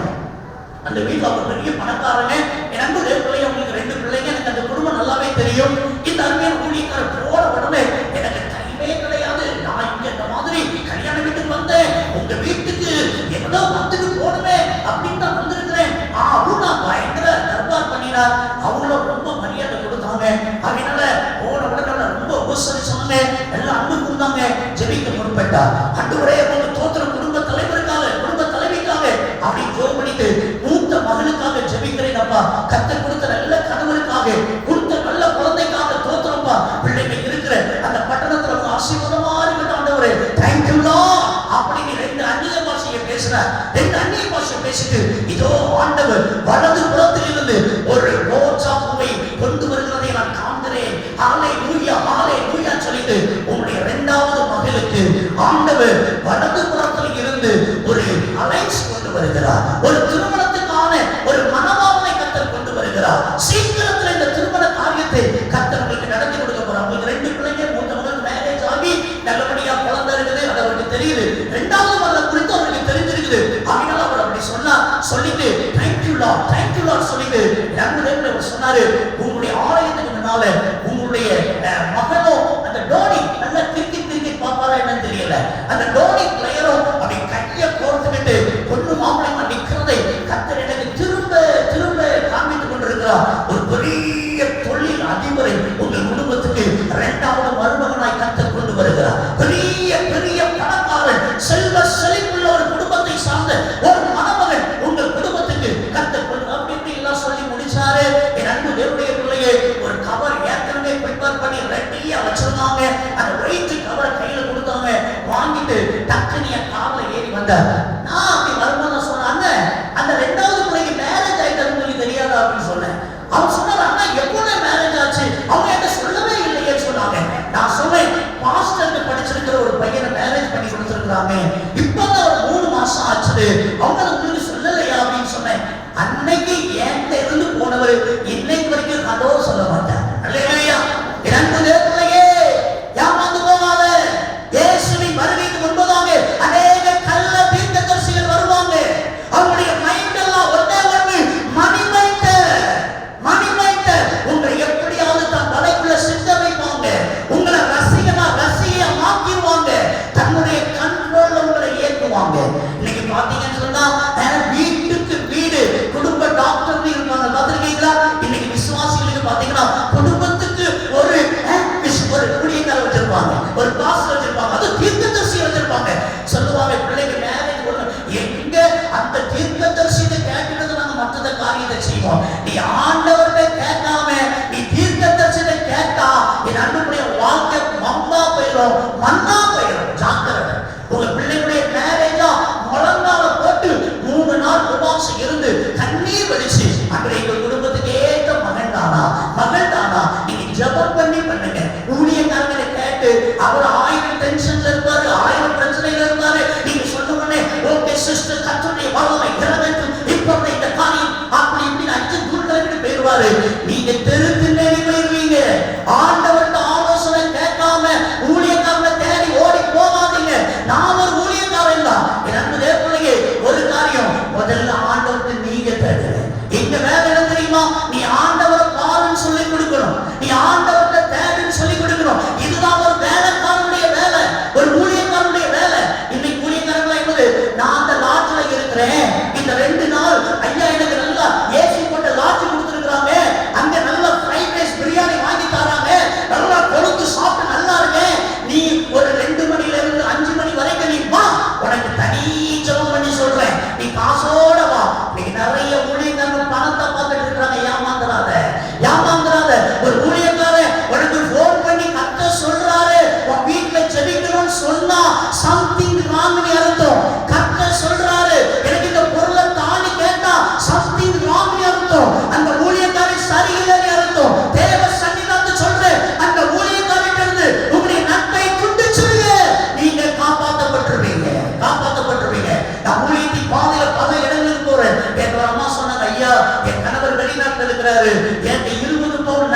மாறினாரு. இந்த சோமன்ஸ் ஊழியக்காரரு இன்னைக்கு ஒரு பிரபலமான ஊழியக்காரா இருக்கிறாரு. அவர் வாங்கிட்டு ஏப்பம் போட்டுட்டார். பிரதர், நான் கேட்கிறேன், நீ எப்ப தந்தானு கேட்கிற, நீ எப்ப தந்தானு கேட்கிற. என் அன்பு தேவனுடைய பிள்ளையே, கொடுத்து ஏமாந்துடாதீங்க. கணவனுக்கு மட்டும் துரோகம் பண்ணிடாதீங்க, மனைவிக்கு மட்டும் துரோகம் பண்ணிடாதீங்க. ஆண்டவருக்கு நீ உள்ளத்துல ஏவப்பட்டு ஒரு ஊழியத்துக்கு கொடுக்குறீங்களா, கர்த்தர் ஆசீர்வதிப்பார். அவன் கேட்டு கொடுத்தா இடங்களிலேயே நீங்க ஏமாறுறீங்கன்னு அர்த்தம். பைபிள் சொல்றது கள்ள தீர்க்கதரிசியில நீங்க எப்படி அடையாளம் கண்டுக்கிடலாம் அப்படின்னு சொன்னா 2 பேதுருவின் புஸ்தகம் 2வது அதிகாரம் முதல் 3 வசனத்தை நீங்க வாசிச்சு பாருங்க. அவங்க எப்படி இருப்பாங்கன்னு சொல்லி பைபிள் சொல்லுகிறது. அதனால அநேக கள்ள தீர்க்கதரிசிகள் எழுப்புவாங்க. இயேசு கிறிஸ்துடைய வருகை மிக சமீபமாய் இருக்கிறது. இயேசு கிறிஸ்துடைய வருகை மிக சமீபமாய் இருக்கிறது. ஆயத்தமாய் இருங்க, ஆயத்தமாய் இருங்க. அந்த 12வது வசனம் மத்தேயு 24:12 சொல்கிறது, அன்பெல்லாம் தணிந்து போயிருமா. அன்பேருக்கா ஏசப்பா வருகிற இந்த வருகையின் காலத்துல நீங்க பாத்தீங்கன்னா அன்பே இருக்காது ஐயா. நீங்க சமீபத்தில் கேள்விப்பட்டிருப்பீங்க, கணவன் மனைவிக்கு இடையே ஒரு சின்ன பிரச்சனை வருது. கணவன் நினைக்கிறாரு மனைவிய சாடி முடிச்சிட வேண்டியதான், கொன்ற வேண்டியதான் சொல்லிட்டு வீட்டிலேயே மனைவிய கழுத்து அறுக்கிற, கையை அறுக்கிற, என் கழுத்து அறுத்து கையை அறுத்து ஒவ்வொரு பகுதியா அறுக்கிற. யோசிக்கிறாரு இது என்ன பண்ணு சொல்லி ஒரு குக்கர் எடுக்கிற. கத்திரி சொல்றோம், நீங்க கேள்விப்பட்டீங்களா கேள்விப்படலையா? குக்கர்ல வச்சு அவிச்சுட்டாங்க. அன்பே இல்லை. இயேசு கிறிஸ்துடைய வருகைக்கு முன்பதாக அன்பு தணிந்து போகும். அன்பே இருக்கா? என் அன்புக்குரிய தேவனுடைய பிள்ளையே, அருமையான சென்னையில நடந்த ஒரு உண்மை சம்பவம். ஒரு அருமையான ஒரு தாத்தா பாட்டி என்ன செய்யறாங்க, தன்னுடைய பேரனை வளர்க்கிறாங்க. அப்பா அம்மா ஒரு 2 வயசா இருக்கும்போது பிள்ளைய முன்னால வச்சுட்டு பைக்ல போயிட்டு இருக்கிறாங்க. ஒரு ஆக்சிடென்ட், கையில தூக்கி அடிச்சிருது. இந்த அப்பா அம்மா செத்து போயிடுறாங்க அந்த பைக் ஆக்சிடென்ட்ல. ஆகினால அந்த தாத்தா பாட்டி அந்த பிள்ளை எடுத்து 2 வயசுல இருந்து வளர்க்கிறாங்க. பாருங்க, அப்படி என்ன ஆகுது, அந்த பாட்டியம்மாவும் இறந்து போயிடுறாங்க. இந்த தாத்தா மட்டுமே இந்த பிள்ளைய வளர்க்கிறான். அவன் காலேஜ் படிக்கிறான். பையங்கிறத கொஞ்சம் கண்டிப்பாவே வளர்க்கிறாரு, கொஞ்சம் கண்டிப்பாவே வளர்க்கிறாரு. இவன் காலேஜ் ஃபைனல் இயர் படித்து கொண்டிருக்கிறான். ஃப்ரெண்ட்ஸ் எல்லாம் சொல்றாங்க, உன்ட கையில 10 பைசா இருந்தா பாத்தியா, உங்க தாத்தா உனக்கு தரவே மாட்டாருடா. உங்க தாத்தா என்னைக்கு மண்டைய போடுறாரோ, என்னைக்கு சாப்பிடாரோ, அன்னைக்கு தான் அவருடைய பணம்லாம் உனக்கு வரப்போகுது. அப்படி இப்படின்னு பையனெல்லாம் கிரிட்டிசைஸ் பண்ணி பேசுறாங்க. இவன் ரொம்ப சோர்ந்து போய் ஒரு நாள் காலேஜ் முடிச்சு மதியான நேரத்துல காலேஜ் அட்டெண்ட் பண்ணி ஒரு 2 மணிக்கு 2:30 போல அவன் வீட்டுக்கு வழக்கம் போல வாரான். இவன் கை வச்சாங்க, தாத்தா ஒரு கை வச்சார். தாத்தா மதியான நேரத்துல ஒரு 2 to 4 மணி வரைக்கும் தூங்குற பழக்கம் உண்டு. அவர் வீட்டுக்குள்ள தூங்கிட்டு இருக்கிறார். இவன் கையில இருக்க சாவி வச்சு திறந்துட்டு வீட்டுக்குள்ள வாரான். ஃப்ரெண்ட்ஸ் சொன்னதெல்லாம் அவனுக்கு மெமரியில ஓடிட்டே இருக்குது. அவன் இருக்கிற வரைக்கும் ஒரு 10 பைசா தரமாட்டல. உங்க அப்பா அம்மாவுடைய காசு எல்லாம் தாத்தா கையில வச்சிருக்காரு. செப்டம்பர் தாண்டா உன் கையில காசு கிடைக்கும். அப்படி இப்படி சொல்லலாம் ஞாபகம் வருது. இவன் நேர போய் டேப்பை திறந்து தண்ணியை பிடிக்கிறான். அங்க பார்த்தா தாத்தா மீன் வெட்டுறதுக்கு பல ஒரு கத்தியை வாங்கி வச்சிருக்கிறார். நல்ல ஒரு அருவாளை வாங்கி வச்சிருக்கிறார். என் அன்பு பிள்ளையே, இவன் அதையும் பார்த்தான், தண்ணியும் பார்த்தான். தண்ணியை படபடன்னு பிடிச்சிட்டு வச்சுட்டு அந்த கத்தியை கையில எடுத்துக்கிட்டான். ஷார்ப்பான கத்தி. அதை எடுத்துட்டு தாத்தா பக்கத்துல போறான். தாத்தா நல்லா கரண்ட உள்ள தூங்கிட்டு இருக்கிறார். தம்மாட்ல போட்டு வளர்த்த தாத்தா, தகப்பன் தாய் இல்லாத குறையினால பிள்ளையை நேசித்து அன்பு கூர்ந்து அவன் கால்லாம் கழுவி அவனை வளர்த்த 2 வயசுல இருந்து பார்த்து பாருங்க. 2 வயசுல இருந்து கல்லூரி ஃபைனல் இயர் படிக்கிறான். தாத்தா பக்கத்துல போறான். தாத்தா கையில இருக்கிற பணம் என் கைக்கு கிடைக்கணும்னா தாத்தா சாகணும்னா அவரை நான் கொள்ளாத பட்சத்தில் அவர் சாக மாட்டாரு. கையில வச்சிருக்கிற ஷார்ப்பான ஆயுதத்தை வச்சு அவருடைய கழுத்தை கழுத்தை அறுத்த மாதிரி அறுத்துட்டாயா. இரண்டுக்குரிய தேவப்பிள்ளையே, கழுத்தை அறுத்து போட்டுட்டு ஓடினான். கதவை வீட்டுல பூட்டி போட்டுட்டு தாத்தாவே தற்கொலை பண்ணிட்டாங்க மாதிரி. இரண்டு தேவப்பிள்ளையே, வீட்டுல நாட்டம் அடிச்சுட்டு காவல்துறை அதிகாரிகள் தெரியப்படுத்தி உடைச்சிட்டு உள்ள போறாங்க. உள்ள போய் பாப்பா கிடக்குறாரு. பையனை தேடுறாங்க, பேரனை தேடுறாங்க. அவன் காணோம். அவன் இல்லைன்னு உடனே சந்தேகம் பேரன் மேலதான் காவல்துறையினர் போடுறாங்க. அவன் தான் ஏதோ சம்திங் பண்ணிட்டான்னு சொல்லி அவனை தேடி பிடிக்காம ஃப்ரெண்டு வீட்டுல ஒளிஞ்சு கிடக்குறான். அடிச்சு பிடிச்சு கொண்டு வராங்க. அவன் சொல்றான், நான் தான் தாத்தாவை கொன்னேன். நான் தாத்தா. என் ஃப்ரெண்டு சொன்னாங்க, உனக்கு தாத்தா இருக்கிற வரைக்கும் 10 பைசா தரமாட்டான்னு சொன்னாங்க. அதனால என் தாத்தாவை கழுத்தை அறுத்துட்டேன். ஐயோ நான் தப்பு பண்ணிட்டேன், ஐயோ நான் தப்பு பண்ணிட்டேன். கதறி அழுதான். கொண்டு போய் சிறைச்சாலையில கொண்டு போய் அடைச்சிட்டாங்க. இரண்டுக்குரிய தேவனுடைய பிள்ளையே, அன்பே இருக்காது. இன்னைக்கு சொந்த மன்னத்துக்குள்ள அன்பு இருக்காது பாருங்க. கல்யாணம் கட்டுற உடனே அண்ணன்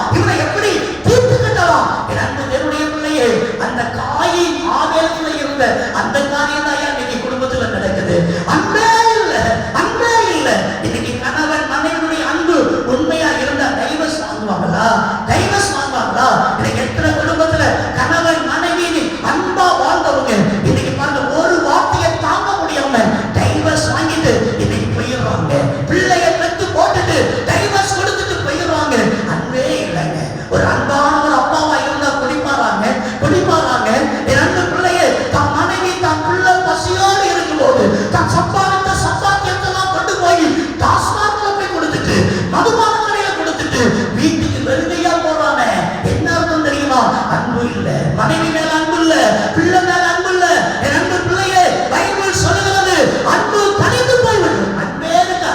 அன்பே இருக்கு. நீங்க சபைக்குள்ள அன்பு இருக்கான்னு பாருங்க. சபைக்குள்ள ஒருத்தர் அன்பு இருக்கான்னு பாருங்க. சில சபையெல்லாம் ஆராதனை முடித்த உடனே ஒருத்தர் ஷேக்கன் கொடுத்து, பிரதர் நீங்க எப்படி இருக்கீங்க, சிஸ்டர் நீங்க எப்படி இருக்கீங்க, உங்க பிள்ளைங்க எப்படி இருக்கிறாங்க, நீங்க எதில் சிக்காயிட்டீங்கன்னு கேள்விப்பட்டேன். நீங்க யாராவது சொல்றாங்களா? எப்பண்டா பிரசங்கத்தை முடிப்பாரு, எப்பண்டா ஓடலாம். என் அன்புக்குரிய தேவனுடைய பிள்ளையே, அன்பே இல்லைங்க, அன்பே இல்லைங்க. ஆண்டுடைய வார்த்தை சொல்லுகிறது அன்பெல்லாம் கனிந்து போய்விடும். ஆண்டவர் இயேசு கிறிஸ்துடைய வருகைக்கான அடையாளம் என்ன தெரியுமா? ராஜ்யத்துடைய சுவிசேஷம் சகல ஜனங்களுக்கு அறிவிக்கப்பட வேண்டும். 14வது வசனத்துல சுவிசேஷம் அறிவிக்கப்பட்ட உடனே இயேசு வருகிறார். அல்லேலூயா. இன்னைக்கு நம்ம பக்கத்தில் இருக்கிற மக்களுக்கு இயேசுவை யாரும் தெரியல, இயேசுவை யாரும் தெரியல, இயேசுவை அறியல. என் அன்பு பிள்ளையே, காடு மேடுல இன்னைக்கு இருக்கிற மக்கள் இயேசுவை அறியாதவங்களா இருக்கிறாங்க. அவங்க எல்லாம் அறிவிக்கப்பட்ட உடனே இயேசு வந்து விடுவார். இயேசுடைய வருகைக்கான அடையாளங்கள் இன்னைக்கு கிட்டத்தட்ட நிறைவேறி கொண்டே இருக்கிறது. எல்லாம் நிறைவேறினார் போல நிறைவேறி கொண்டே இருக்கிறது. இந்த சுவிசேஷம் முழுமை அடைந்த உடனே இயேசு வருவார், இயேசு வருவார். என் அன்புக்குரிய தேவனையே, இன்னைக்கு மிஷனரிகள் ரத்த தண்ணீர் வடிச்சு ஆண்டவருக்காக ஊழியம் பண்ணிட்டு இருக்கிறாங்க, ஆத்மாக்களை ஆதாயம் பண்ணிட்டு இருக்கிறாங்க.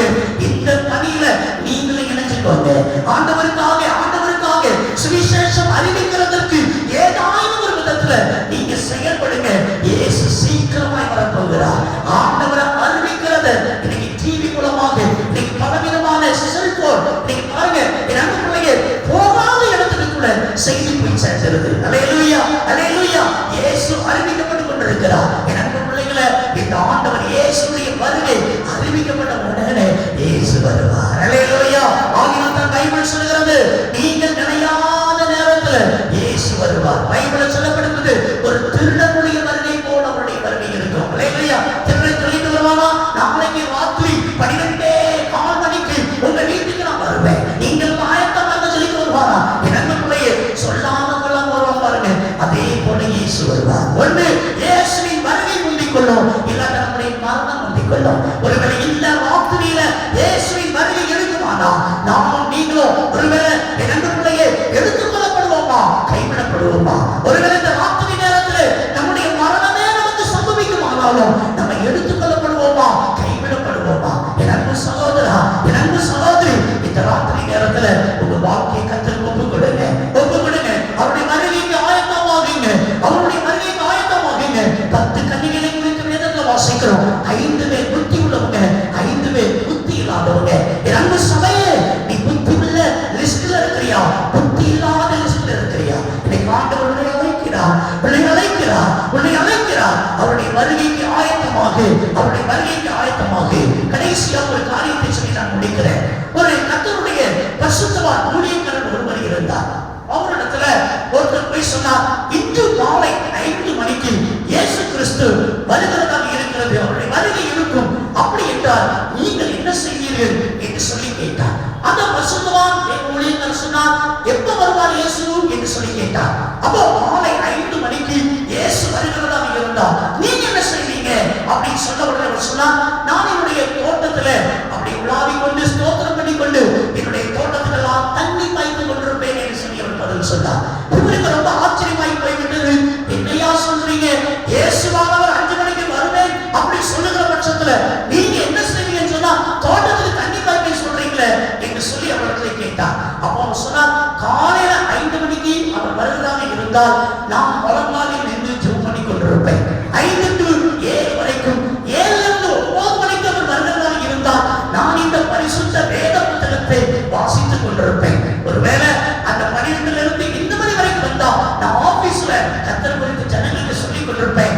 மாலை 5 to 6 என்னுடைய கார்டனுக்கு நான் தண்ணி ஊற்றுகிற வேலை அந்த 5 மணிக்கு வருவதாக இருந்தால் என் கார்டனுக்கெல்லாம் நான் தண்ணீர் பாய்த்துக் கொண்டிருப்பேன் என்று சொல்லி அவர் கூறினாரா? இது அவர் கேட்டார், அப்படி ஆயத்தம் ஆகலையா என்று சொல்லி அவர் சொன்னார், எந்த நேரம் வந்தாலும் நான் ஆயத்தமாக இருக்கிறேன். அல்லேலூயா. அவர் காலையில் வந்தாலும் சரி, மதியானம்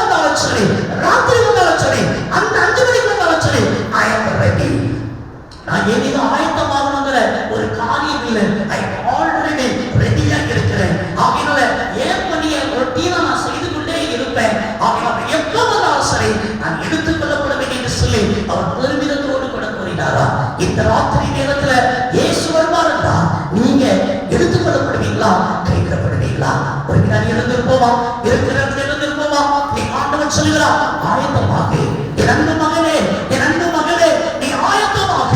என் ஆண்டவர் சொல்லுகிறார், உன்னோடு கூட கூட்டின மக்களையும் நீ ஆயத்தப்படுத்து. இந்த லெந்தன் கிருபை காலத்தை ஆண்டவர் நமக்கு கிருபையாய் தந்திருக்கிறார்.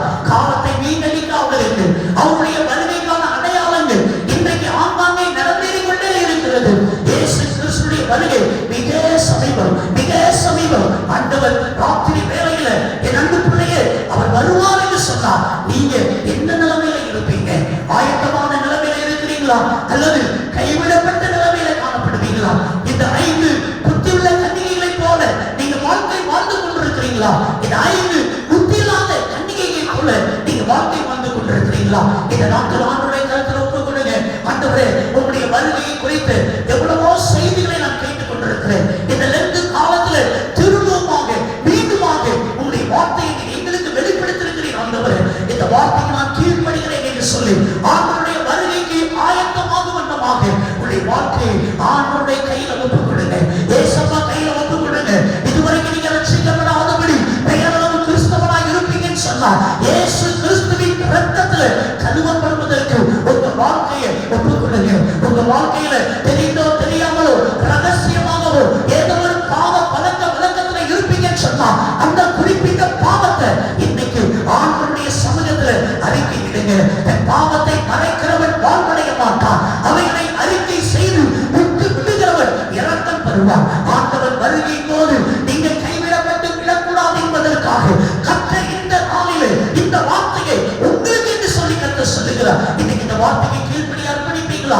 ஆண்டவரே, எந்தெந்த ரகசிய பாவம் இருக்கிறது, இந்த தவறான வாழ்க்கை இருக்கிறது, இந்த மதுபான பழக்கம் இருக்கிறது, இந்த சிகரெட் பழக்கம் இருக்கிறது, இந்த பாற்றாங்க பழக்கம் இருக்கிறது, இந்த புகையிலை பழக்கம் இருக்கிறது, ஐயோ இந்த கஞ்சாவுக்கு நான் அடிமையா இருக்கிறேன், என்னை மன்னியும், என்னை மன்னியும். ஆண்டவர் நோக்கி கதறுங்க. டிவி சீரியலுக்கு நான் அடிமைப்பட்டு போய் வாழ்ந்து கொண்டிருக்கிறேன், என்னை மன்னியும் என்று சொல்லுங்க. வாயை திறந்து, வாயை திறந்து ஆண்டவரை நோக்கி கதறுங்க. ஒரே ஒரு சொட்டு கண்ணீர் விட்டு இந்த ராத்திரி நேரத்தில் மனம் திரும்புங்க. இயேசு இன்றைக்கு தன்னுடைய வார்த்தையை வெளிப்படுத்தி இருக்கிறார். யாருக்கோ கர்த்தர் பேசினார் என்று எண்ணாதிருங்க. என் அன்பு வாலிபன் தம்பிமா, வாலிபன் தங்கச்சிமா, உங்களுக்கு தான் கர்த்தர் பேசியிருக்கிறார். என் அன்பு ஐயா, உங்களுக்கு தான் கர்த்தர் பேசியிருக்கிறார். இன்னைக்கு இந்த வார்த்தைக்கு கீழ்ப்படிங்க. உங்களை கர்த்தர் ஆசீர்வதிக்க விரும்புகிறார். நன்றி ஆண்டவரே, நன்றி ஆண்டவரே. நீங்க சொன்ன வார்த்தை நான் சொல்லி இருக்கிறேன். இந்த ராத்திரி நேரத்தில் உங்களுடைய வருகைக்கு தங்களை ஆயத்தமாக்கிக் கொள்ளும்படியாக யார் யார் தன்னுடைய வாழ்க்கையை உங்களுடைய கரத்தில் அர்ப்பணிக்கிறார்களோ அவர்களை ஆசீர்வதிப்பீராக. கர்த்தருடைய கிருபையின் கரம் அவர்களை தொடுவதாக. இந்த ராத்திரி நேரத்திலேயே ஆண்டவருடைய வருகைக்கு என்று சொல்லி ஆண்டவரை தங்களை ஒப்புக் கொடுத்து உமக்கு பிரியமானபடி வாழ்க்கை வாழ்வதற்கு தங்களை அர்ப்பணிக்கிற பிள்ளைகள் மீது தேவனுடைய கரம் அமருவதாக. ஆண்டவரே, இந்த சத்தத்தை கேட்டுக் கொண்டிருக்கிற ஆண்டவரே, இந்த நிகழ்ச்சியை பார்த்துக் கொண்டிருக்கிற யாராயிருந்தாலும் சரி அவர்களை ஆசீர்வதிக்க நான் சொல்லிக்கிறேன். அப்பா, இந்த வார்த்தை கொண்டு கத்த தொடர்ந்து பேசுங்க. கத்தாப்ப, இந்த கிருபையின் காலத்துல இந்த வார்த்தையை வெளிப்படுத்திருக்கிறீங்க. வீடுகளில் சென்று கூட இந்த வருகையின் செய்தியை குடும்பத்துக்குள்ளாக தியானிக்க கர்த்தர் பிள்ளைகளுக்கு கிருபை செய்யுங்க. அந்த பிள்ளைகளை ஆசீர்வதிங்க. நாளை மறுநாள் கூட்டங்களை எங்களுக்கு ஆசீர்வாதமாக்கி கொடுங்க. அந்த பிள்ளைகள் ஒருவர் கூட வெறுமையாய் போகக்கூடாது. கர்த்தருடைய சத்தத்தை, கர்த்தருடைய சத்தியத்தை கேட்ட பிள்ளைகள் அதன்படி வாழ்வதற்கு தங்களை அர்ப்பணிக்கத்தக்கதாய் கர்த்தர் கிரியை நடத்தியும் ஆசீர்வதியும். இயேசு கிறிஸ்துவின் நாமத்தில் ஜெபிக்கிறோம் எங்கள் ஜீவனுள்ள நல்ல பிதாவே. ஆமென், ஆமென்.